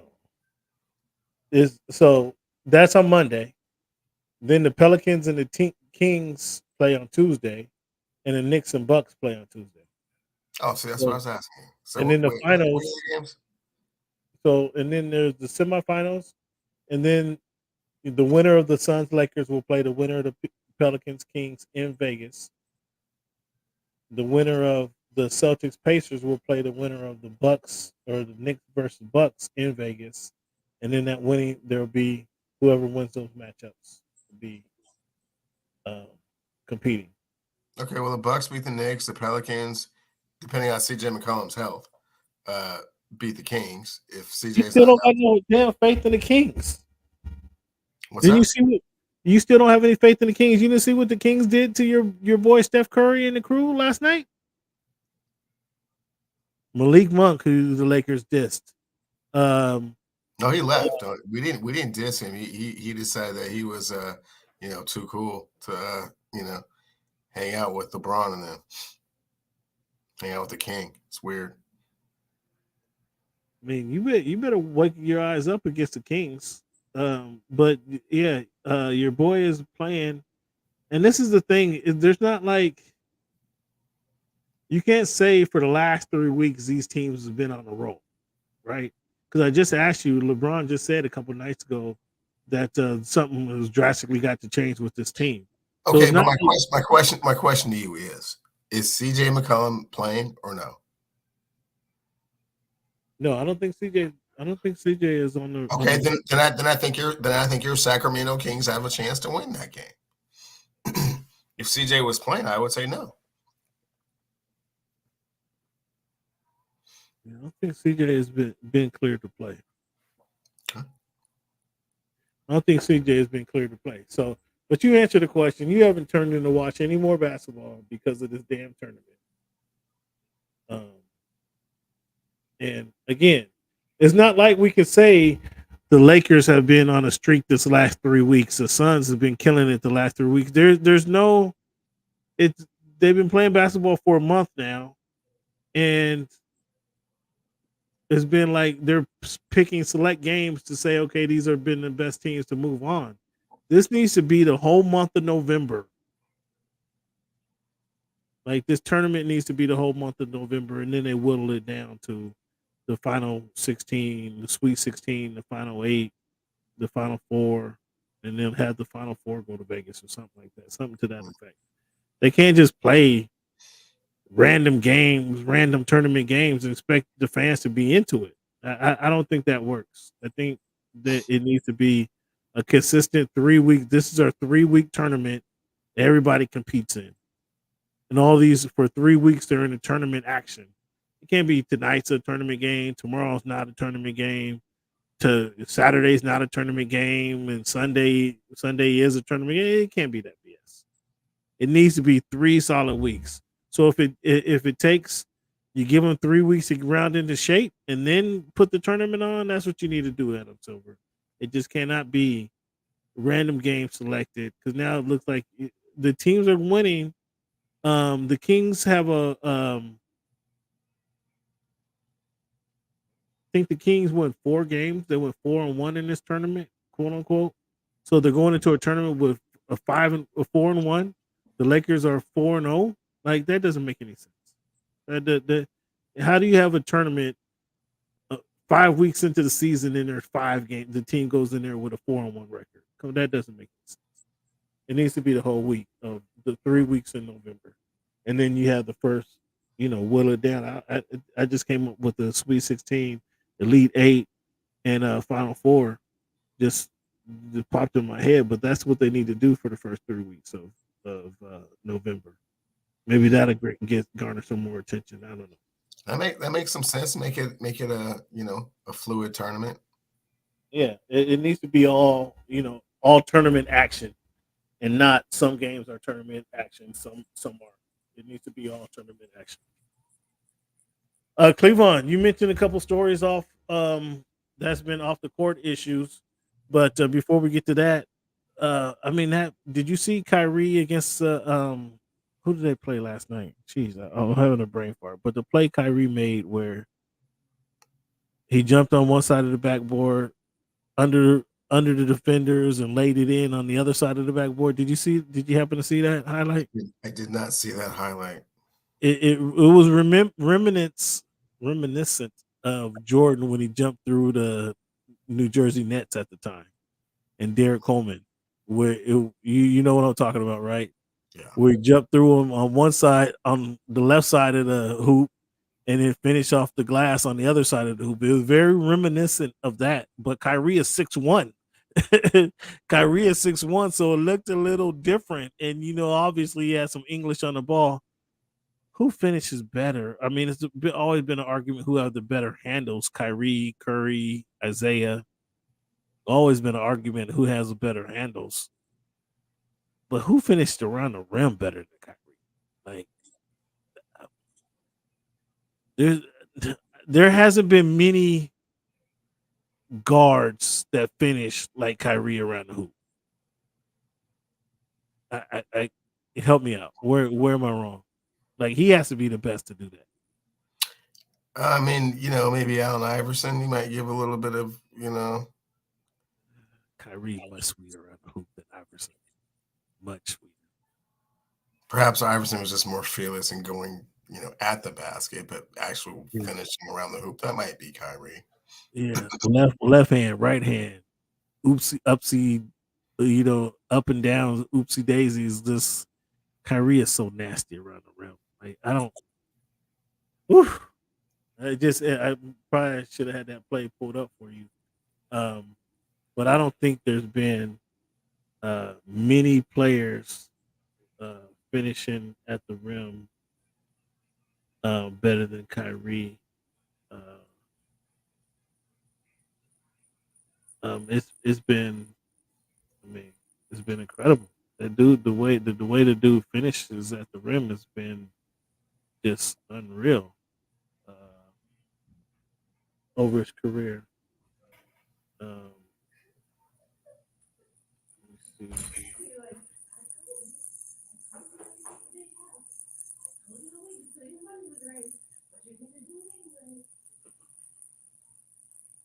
I'm trying to see if I can pull this up. This is some hot.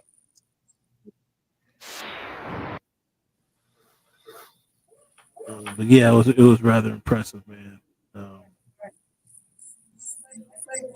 It was rather impressive.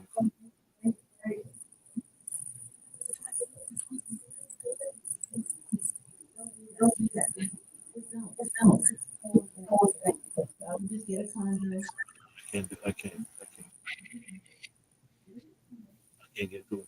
So you talked about some off the court issue. What do you think about Russell and the fans arguing in Dallas? Russell complaining about the fans calling him off color names, calling him out his name. What do you think about that situation?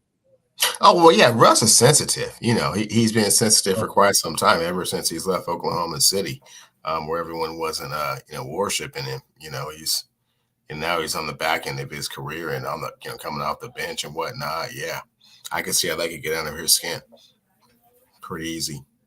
You called a man sensitive. So should the fans have go to the stadium? I mean, there was a situation in with the Phillies Bills game where it was the Eagles Bills game where what it was Eagles fan was yelling at, screaming at the Bills lineman, defensive lineman, and the lineman went over there and pushed him because he said he was calling him out his name, etc. Should the players have to deal with this? Do you have a ticket? Are you inclined to boo? I mean, we talked about last week where Pop, told the fans to stop booing. Should fans have the right to boo and cuss out the opponent team if they want to? Yeah, as long as it doesn't get physical or too personal.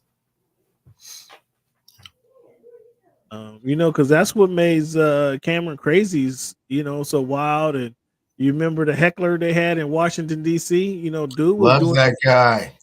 Dude did his homework. Dude did his homework and came to the game and was like, telling about your lawyer. job. He was a lawyer. He was a lawyer. Sat behind the bench and just knew everything about him and just heckled him to death. Had him turning around looking at him like, who is this guy?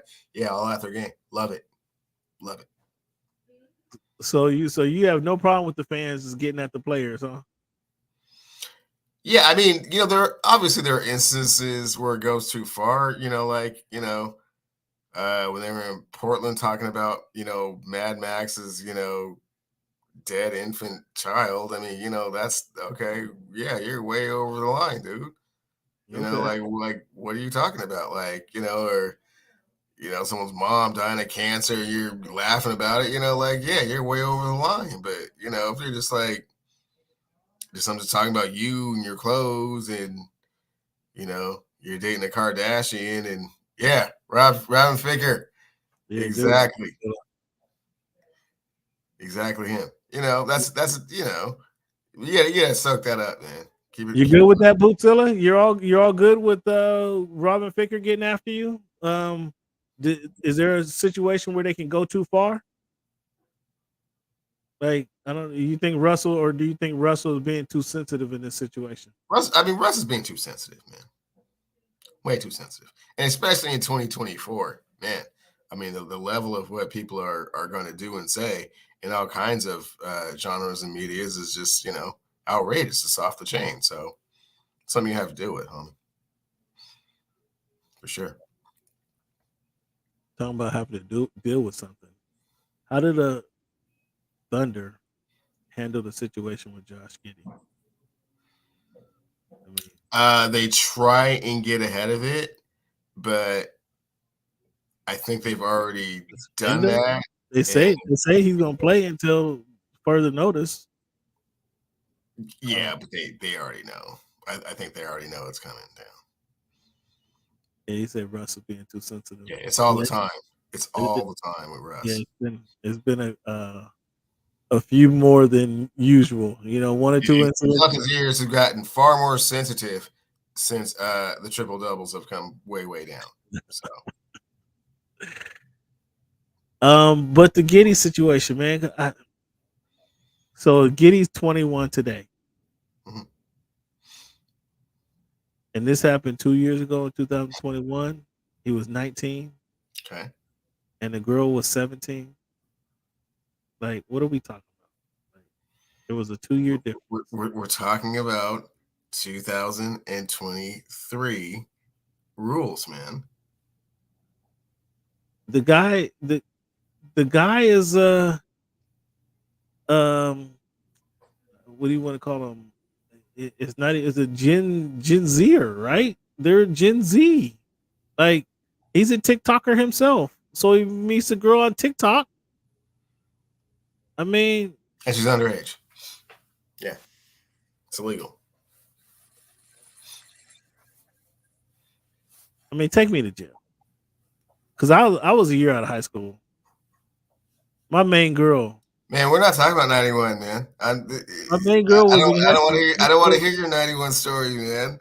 I don't want to hear. I don't want to hear about when you had just graduated. Your girl was a junior. No. Right. Exactly. So come on. What are we talking about? So there's no. We're talking about 20, there's no juniors in high school dating a dude in college. Nope. That what we're saying? That doesn't happen. If they do, it's illegal. Cleveland, there's no. You went to the UW. If memory served me correctly, you went to the UW right after high school, right? Newport High School. Yes. Where there are no high school girls at the UW at the Red Square parties. That is in 1991, man. 2023, that doesn't happen, or it's illegal. So no high school girls go to college parties nowadays. Is that what you're telling me? They in should. 2023, no girl in high school goes to a college party. Is that what that's what you're trying to tell me? If they do, they go there to socialize and hang out, and hey, man, that's the end of it. Oh, socialize, hang out, drink water, and play Monopoly. If they're drinking alcoholic beverages, it's illegal. That may be the case. Now you seem like you probably threw a couple parties where maybe there was some little youngin squeaking butt through the door, and you feel obligated to make this a point that it was not going on in your dorm room. That's what this sounds like. No, that's not what I'm saying. What this sounds like. I am saying the rules are vastly different in 2023 than they were in 1991. You remember BBD? I was just telling my wife this story the other day. BBD, backstage, underage, adolescent. How you doing? Fine. She replied, I decide, like to the wild thing. That's not a thing.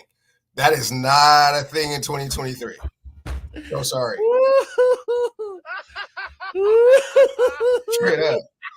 You say something like that in 2023, you are straight to jail, my dude.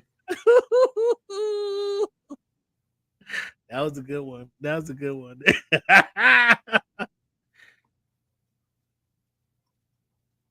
They're eventually going to find enough material. They're already starting to pull stuff from social media.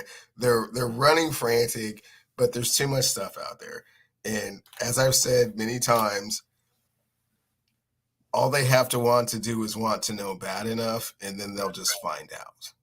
So this consenting,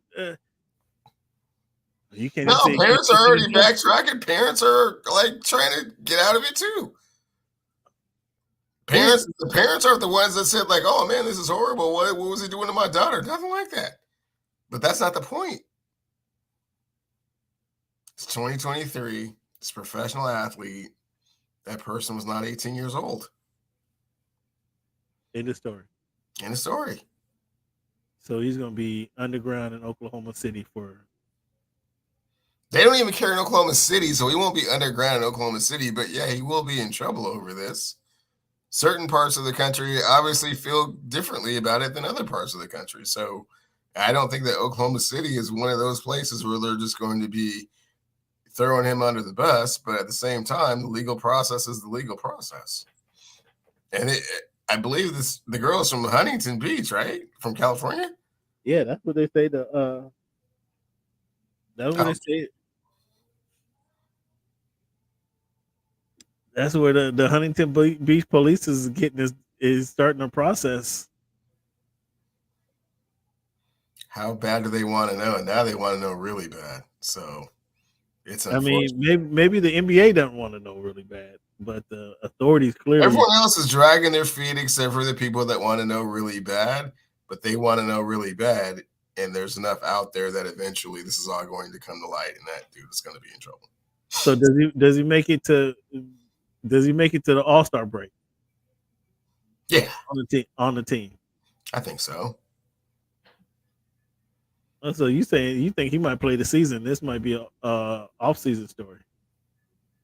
No, it depends on what their motivation is. You ever notice that with sports stories, it's like, so for example, I went to the University of Washington, right? Jeremy Stevens drove his car. I still want to know about those the parties at the Red Square and who was supplying the alcohol. I still want to know that. If any girls from Newport that you went to school with, That's in the 90s. That's in the 90s. What do you mean? I still want to know if any girl you went to high school with ended up at that party. That's what I want to know. So I'm back to the Jeremy Stevens story, okay? In the timeline of you see how you voice that question, right, man? You see, fans, you see how you voice that question. So Jeremy Stevens drives his car into an old folks home in like October, like the second or third game into the season. It's all of this media stuff going on and on and on. This is horrible. He was out of control. And then they go 4. And then they go 5. Then they go 6. So now all of a sudden the case is pushed out to January.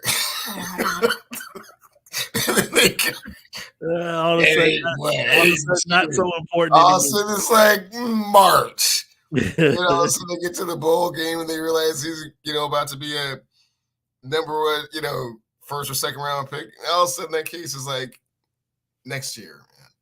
Like, it depends on how badly they want to know, like what the circumstances are.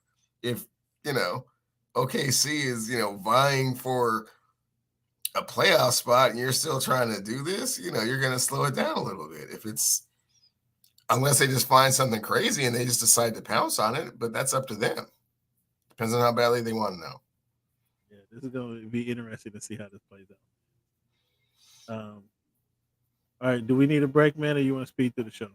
Let's get through it. Thank you guys for tuning in, fans. Give yourself a round of applause for sticking with us. Week 268 of Voice of the Fans podcast. Each and every week we play our numbers game, fans. We usually come back from break with a section This Week in History. What we're going to talk about today is some stuff that just happened in the past that may have slipped people's mind, may have forgot, or some stuff we never known about until now. 11/26, 1885, Cleveland. National Negro Medical Association was funded. 1895. 11/25, 1955. Segregation in bus and terminals banned by Interstate Commerce Commission. 11/28, 1961. Former football player Ernie Davis, Syracuse alum, was the first African American to win the Heisman Trophy. We're going to get to some Heisman Trophy conversation here in a little bit. 11/29, 1978. Vivian Alexander Anderson made history when he stepped out on Wembley to play for England against Czechoslovakia. First black man to play football in England. Cleveland. 11/29, 1989. Ricky Henderson, you might remember him, signed a $3 million per year contract with the Oakland A's. That was a record at the time. $3 million per year. Players wouldn't even play today in baseball for $3 million a year. And they want to win. In 89? 8/29, 2016, former NFL player Darren Sharp sentenced to 20 years for a series of rapes. Oh, Darren.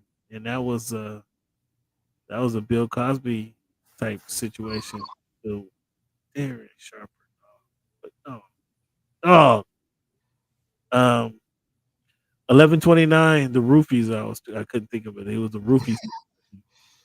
11/29, 2015, British Mercedes driver Lewis Hamilton finished second in the season, ending Abu Dhabi F1 Grand Prix, winning his third overall, second consecutive World Driving Championships by 49 points. That was Lewis Hamilton Jr. Now, Cleveland, let's see how honest you can be. How nervous were you over the weekend watching your Washington Huskies? Man, Cam, never nervous, man. I always knew that they had it all under control from beginning to end. You know, this is a well-seasoned bunch, and, you know, they were going to do what they had to do. Then. Never nervous.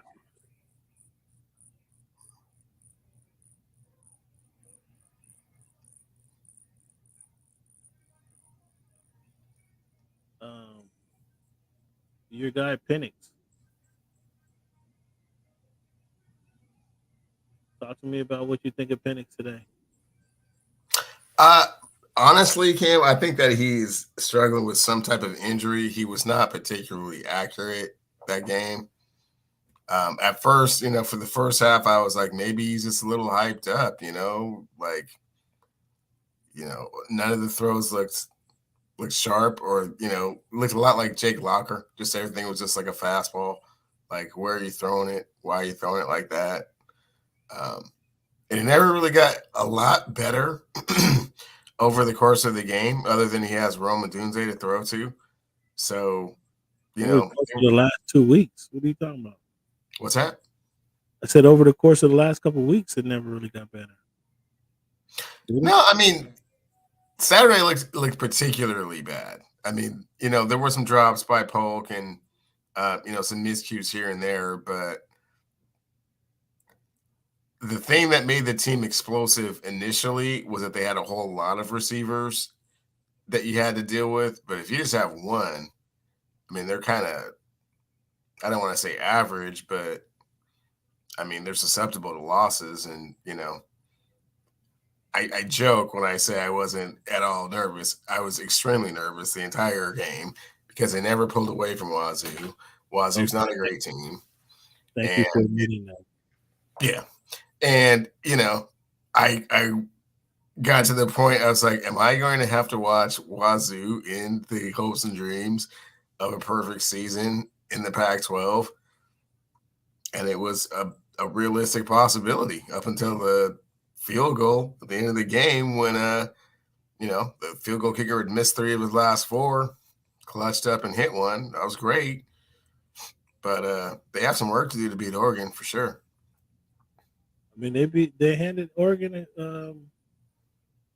handed Oregon one of their only losses. Their only loss of the season. That was a completely different time. You know, college game day came out here. I mean, it couldn't have been any more crazy of an atmosphere. Although I know quite a few people that are going down to Vegas to watch the Pac-12 championship. It's not a home game, and these teams are. I won't say they're going in opposite directions, but I think Oregon is a lot better than they were when we played them, and I don't think UW is playing as well as they were when they played them the last time.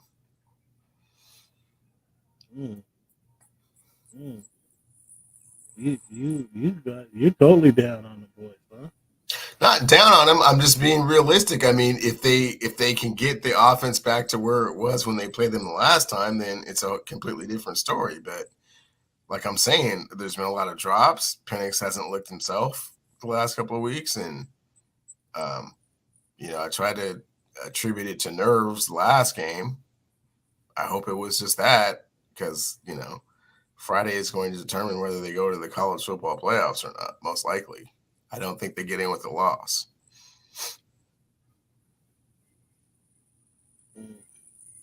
Well, fans, I'm glad Cleveland admitted he was nervous. I'm really happy he admitted he was nervous, because I had somebody looking out for us last week. And I'm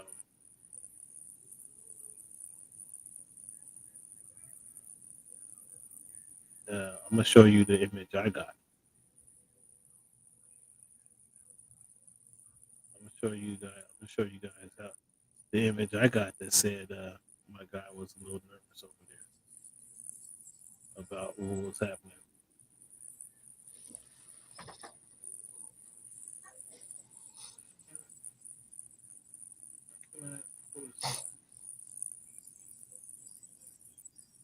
What is going on? Cleveland, you're lucky right now. What is going on with my share screen?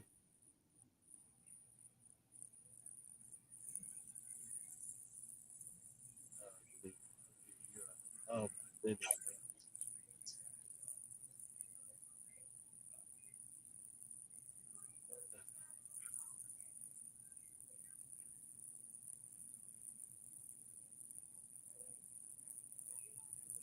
So, do you think? What do you think about their chances this weekend against?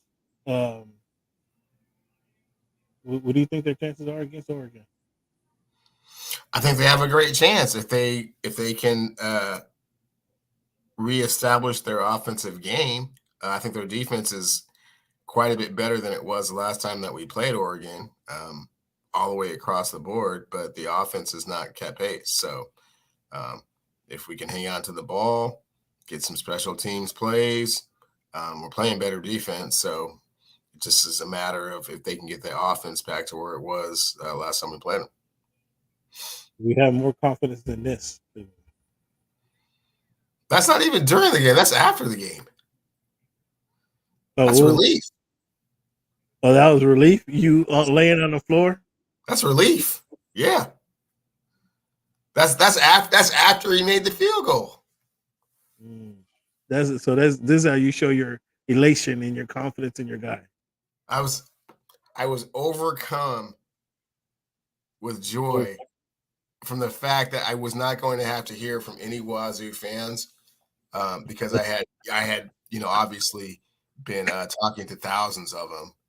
Once you get to thousands of Wazoo fans that you've been messing with, if this actually happened, it would be, it would be horrific. So.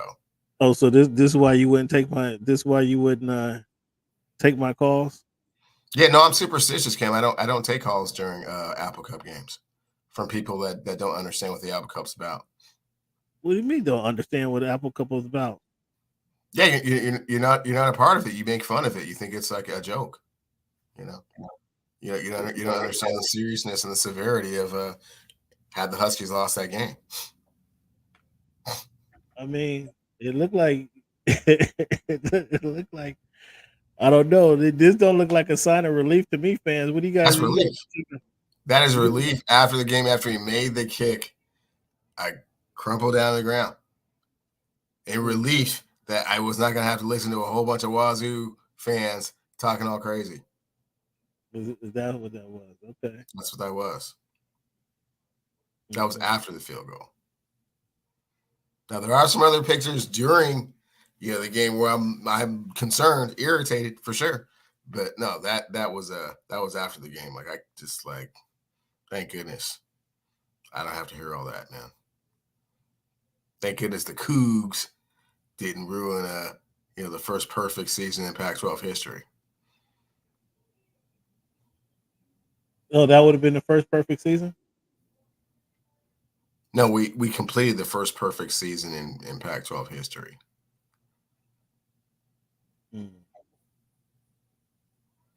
So you think they have a good chance to win this weekend?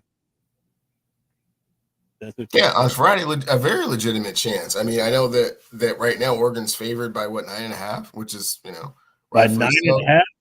Yeah, but I don't think that they're 9.5 points better. Is this why you're looking like this? Because they're favored by 9.5? Yeah, that's about third quarter. I want to say that's a third quarter look right there. Yeah. Yeah. When he wouldn't take my call, fans. That's irritated. Yeah, that's highly irritated. Wouldn't take my calls. Wouldn't return my texts. I'd have text that underage chick to get this picture. I mean, yeah. Yeah, you don't want to talk about that one. I didn't go deep into the sources and get that pick, fans, because he wouldn't take my call, believe it or not. So let's talk about Penix after the game while you were on the floor, calling relief. Hopefully you had the hanky chip with you. Your guy Penix, he couldn't even watch the last field goal go in, and I guess it was a security guard, the Husky security guard, that watched over his shoulder. That while the fans rushed the field and everybody's celebrating, Penix didn't look up from the little medical tent, I guess it was, or medical bar. I'm not sure what it was, but he didn't look up for the next 10 minutes. They couldn't get an interview with him because he was in his feelings. And when they finally lifted him up, he had I know it was cold up there, but he had the purple hoodie on, trying to cover his face, and you could tell he was crying and in tears.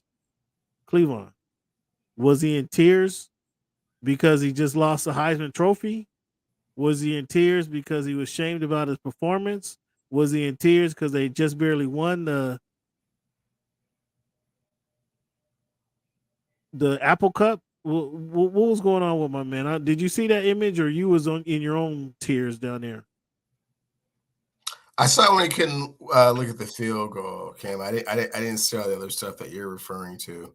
Yeah, he didn't leave that position for 10 minutes after the game, till 10 minutes after the game, while the fans were storming the field. Well, yeah, it's a culmination of all those things, Cam. You set out to go perfect for a season, and you go perfect for a season. There's a lot of emotions that come into that. Oh, that's all it was. It's 2023, Cam. I can't fault the quarterback for being about his feelings. Would you agree that he lost his Heisman Trophy right there against the Wazoo? I don't think he put up enough numbers in the last couple of games to win the Heisman. He would have to do something quite heroic on Friday to do that. I think it's pretty much Daniels from LSU at this point. Jaden Daniels, yeah, I agree with you there. The college football bowl predictions, or the not the bowl predictions, excuse me, but the rankings came out. Georgia, Michigan, Washington, Florida State. Georgia plays Alabama for the SEC championship. Should Georgia lose to Alabama, does Alabama vault to number 1? No. Do they vault into the top 4 to make the playoffs? No. You don't think so? If they beat the number 1 ranked team in the country, the team has won the last 2 college football championships. If Alabama was to win, they don't vault themselves into the playoffs? No. So hypothetically, Georgia loses. Michigan moves up. If Washington can beat Oregon, do they move up to number 2? Yes.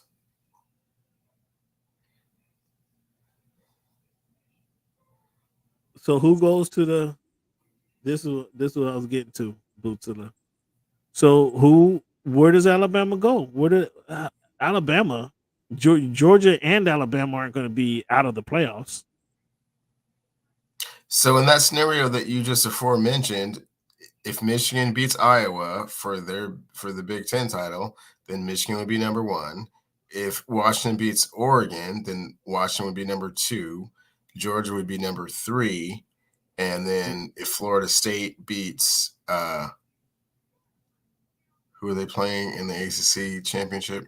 If they win the ACC championship, then they would be number 4.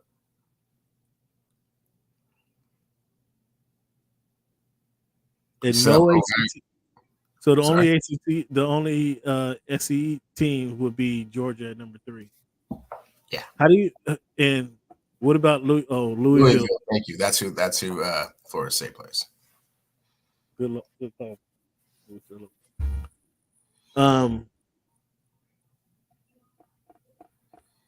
That means Georgia, Michigan.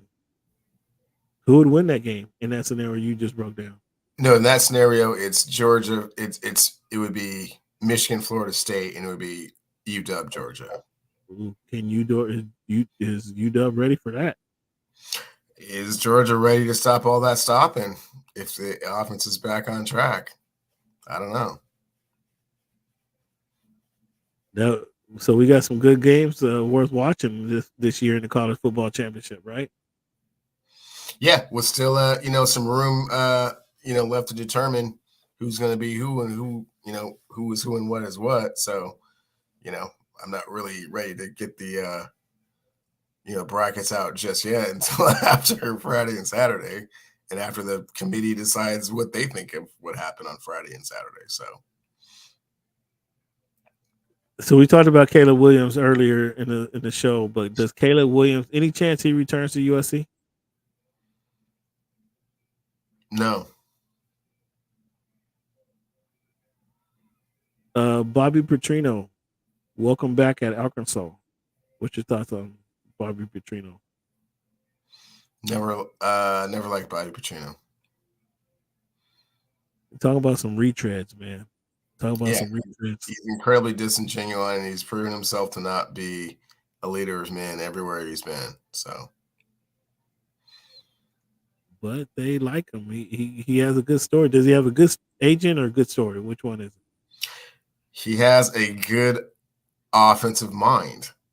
That's what he's always been about. That's why he had that Arkansas team playing way over their head, which got him the Atlanta Falcon job, which then got him the Louisville job. I mean, he's a good offensive mind.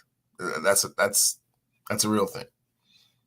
But he's not someone that you want to put your trust in, or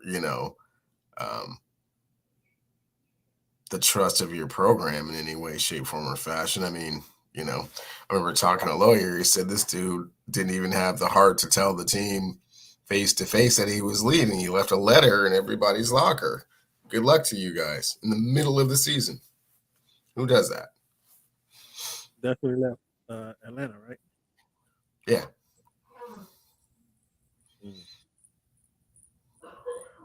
What do you think of Angel Reese? The situation with Angel Reese, LSU, Kim Mulkey. Kim, I haven't looked into that too much. I don't know if it's just because I don't want to know why, because I'm not that curious, or just I don't really understand the weird set of circumstances around it. I just know that she got reinstated. I've never really understood why she wasn't with the team to begin with. It just sounded strange, so I didn't really pursue it too much. Well, probably some of her just not working hard. There's probably some of that into it, and then Mulkey just not really sharing a lot of this actually. Trying to argue with the media to tell them it's none of their business, but at the same time, so that kind of makes the situation weird as well. But Angel Reese, just being full of herself. She's making as much as a coach is, so probably some of that just being full of herself. But talking about being full of themselves right here, man, it was a tough week, fans. It was a tough week. I was in line. I was on a 3-game winning streak. I was on a 3-game winning streak, fans, last week. But now I'm still in 7th place, 5-7. A shameful place to be. Finally, somebody scored more points than me. Somebody eclipsed me as the number 1 scorer in the league. Tony's team, who I ended up beating a couple weeks ago. Man, last week was a tough week, fans. If we can look at let's see if we can pull up what happened last week. It was a tough week. Well, I'm sure it was much more heartbreaking for me than it was for you, Cam. I mean, look by looks at it, we lost by about the same as many points. I left 45 points on the bench, trying to micromanage and just not letting my players do what they do. 45 points on the bench. We'll take a look at that. I mean, I didn't get anything out of Mixon. Jalen Warren didn't get what I usually been getting out of Warren. Puka didn't give me anything. He didn't give me anything. Puka. I left Hubbard on a bench, who actually been decent for me. And this guy makes it so shameful. This guy played me without a running back. Like, wow. That is shameful. And yeah, I lost by two. You need the whole team. That's wild. 2 freaking points. I mean, Jamar Chase is my number one guy. I got Browning throwing to him. Herbert gave me. I mean, that's Herbert's worst performance of the season right there. So it was a bad look. It was a bad look for me all the way around, fans. And I lost by 2 points. So that was a bad look. Let's look and see what Cleveland did.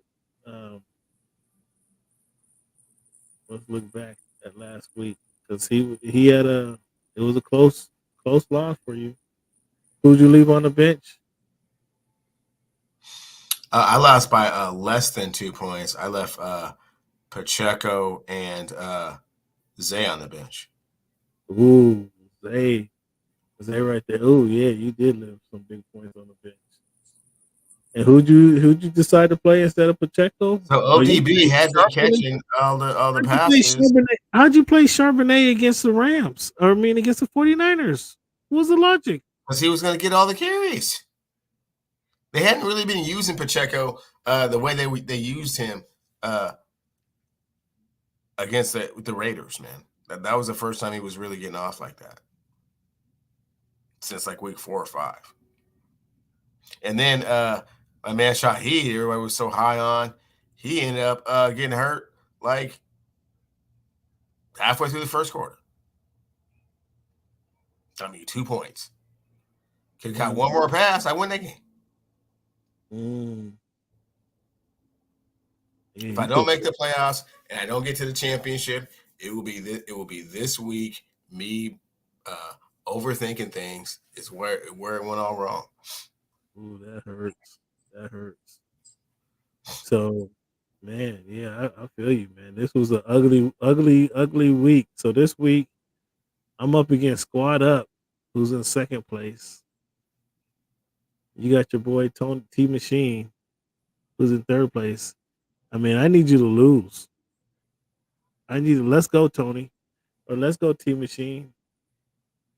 I need NWA to lose. I need a few people to lose, and I need to win. I need to beat Jared. Jared don't know how to play that.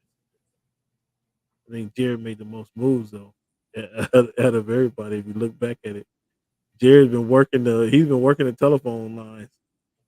Squad Up. He been working the telephone lines right here, more so than anybody, trying to wheel and deal, making something happen. But yeah, I gotta beat him. There's 2 weeks left, fans. I think it's 2 weeks left, right? Might be a week left. Wait, did those guys already clinch the playoffs? 1, 2, and 3? When the playoffs start? So December 12th. December 12th. That's like 2 weeks. 2 weeks. I gotta get in there. 2 weeks. I gotta get in there. Yeah, so you guys better watch your back.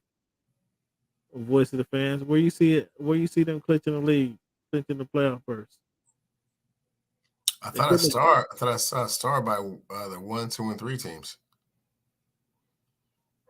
I couldn't see it. I don't see no star. What are you saying? Oh, right 1, 2, and 3. Yeah. Yeah.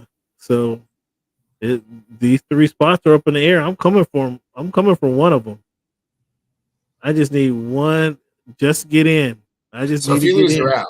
So is that what you're saying? So you'll be eliminated basically if you lose. No, I didn't say that. That's what I'm saying. There's not enough games for you to get into the playoffs if you lose. I need one win. Let me see. After this week, I got. But no, I get that. If you win, that's great. But if you lose, you're not in the playoffs.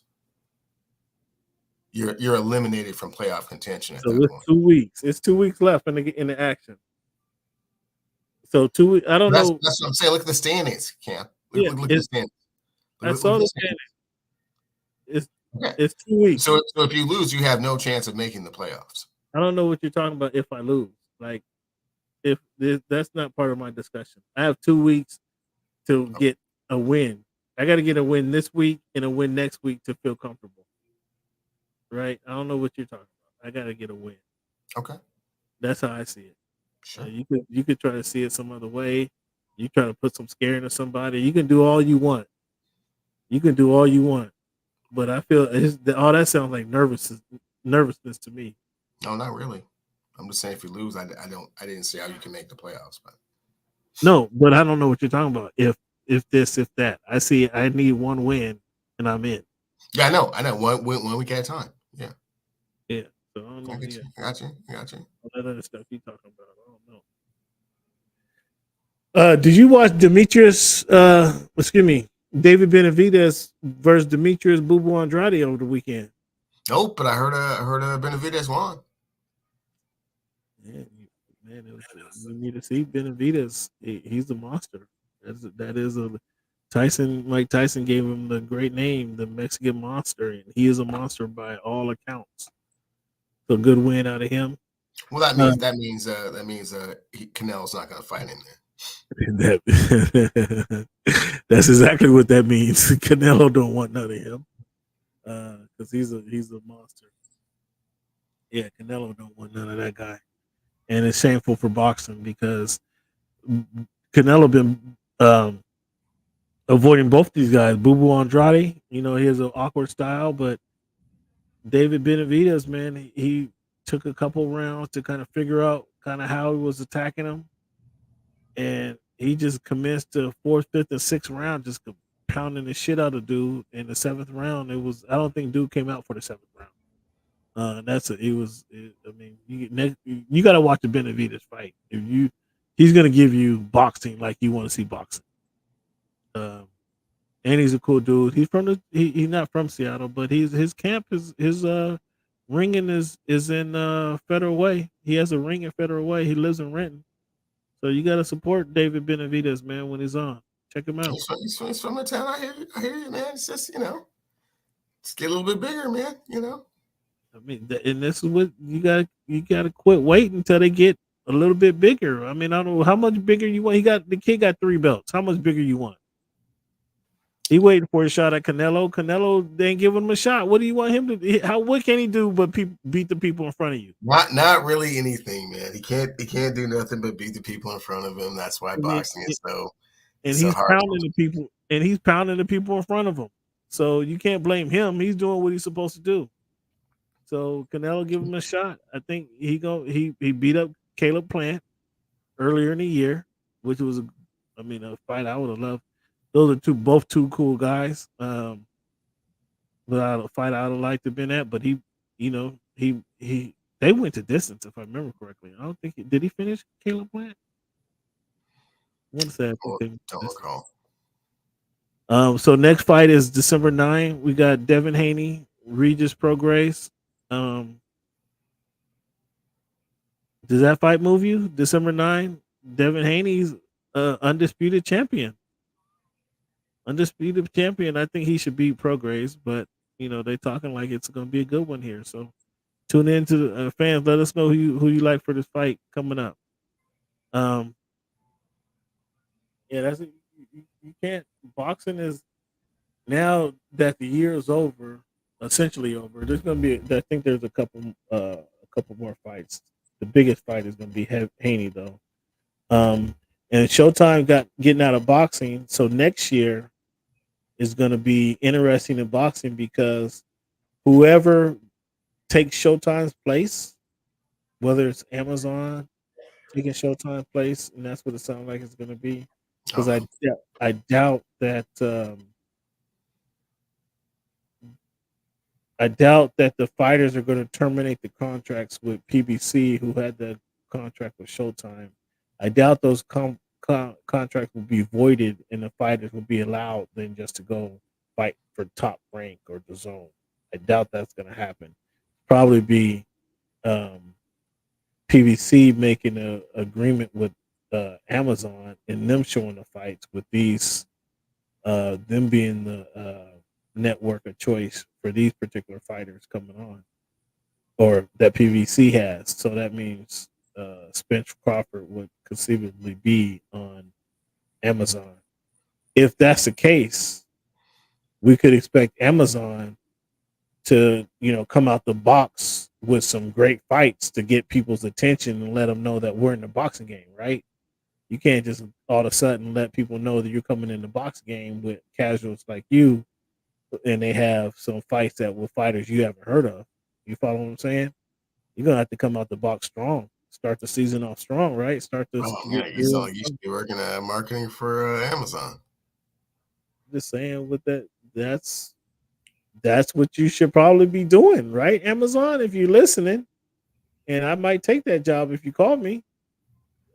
Hit me up at Voice of the Fans on Twitter at _ Voice of the Fans. Hit me up, Amazon. I can help you guys do some content management, because you guys should come out the box strong. You can't come off the box with, you gotta assert your presence in the boxing industry, assert your presence among boxing fans that you're here and you have a mark. So you guys should be negotiating that David Benavidez Canelo fight and not make it May 5th, where you know Canelo likes to fight on Mexican Labor Day. No, if that's the case, this fight needs to be January 8th. You guys need to come out the box strong, not wait till May. I mean, I'm just saying it needs to come out. You need to come out with a good fight. Wow, you're giving these networks way too much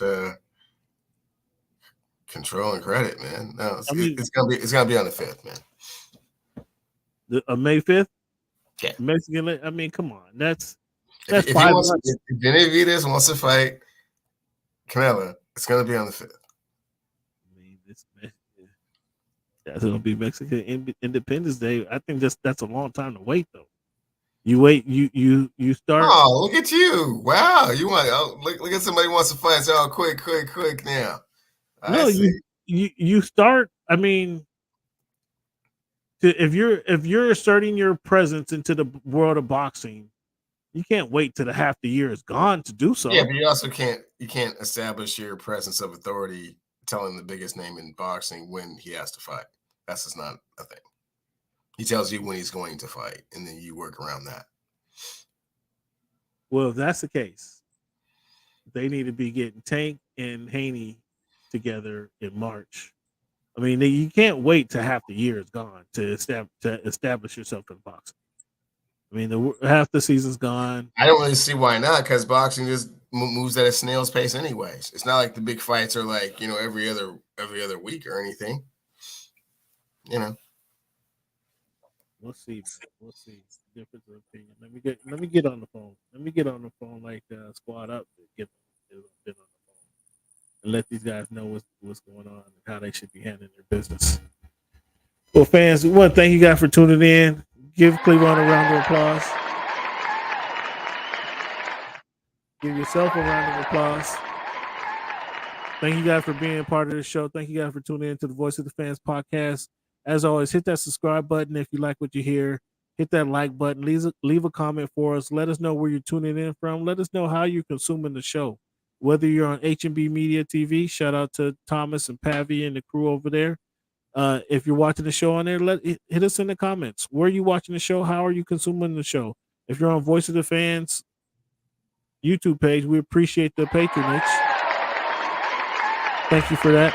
Let us know how you're consuming the show. Are you at work? Are you this drive time? Are you a commute? How you enjoying the show? And where you enjoying the show at? Let us know. Let us know those things. You can hit us up at Twitter all throughout the week at _Voice of the Fans, at _Voice of the Fans, and ask some questions. Your questions could be asked or could be answered during the show, depending on your question. We appreciate your time. We appreciate your patronage. We hit you with a couple different things that nobody else gives you, plays the number games at the beginning of the show. No other show is doing that. No other show is doing This Week in History and giving you some history lessons throughout the show. So not only do you get some fun, You get the sports banner that you've been wanting to. You get a little history lesson as well. And also, lastly, for the motivational piece, I'm gonna give you a quote, fans. I'm a big quote guy, so I like to give quotes. I've been in every show, Cleveland, with the quote. Today's quote: "The difference between the impossible and the possible lies in a person's determination." The difference between the impossible and the possible lies in a person's determination. That's from the late, great Tommy Lasorda, Cleveland. So your determination is your attitude. I know everybody heard your attitudes set your altitude. Same concept. The difference between the impossible and the possible lies in your determination. So be determined to get out there and do what you guys want to do. It can be done. Trust me, I'm a believer in that. I'm an example of that, Cleveland. This show is an example. If you want to do it, you can do it. Just the different steps we've been on, fans. So thank you guys, and we appreciate you guys for being part of the ride. And fans, as always, want to tell you thank you for being a part of the show, and thank you for making our voice your choice.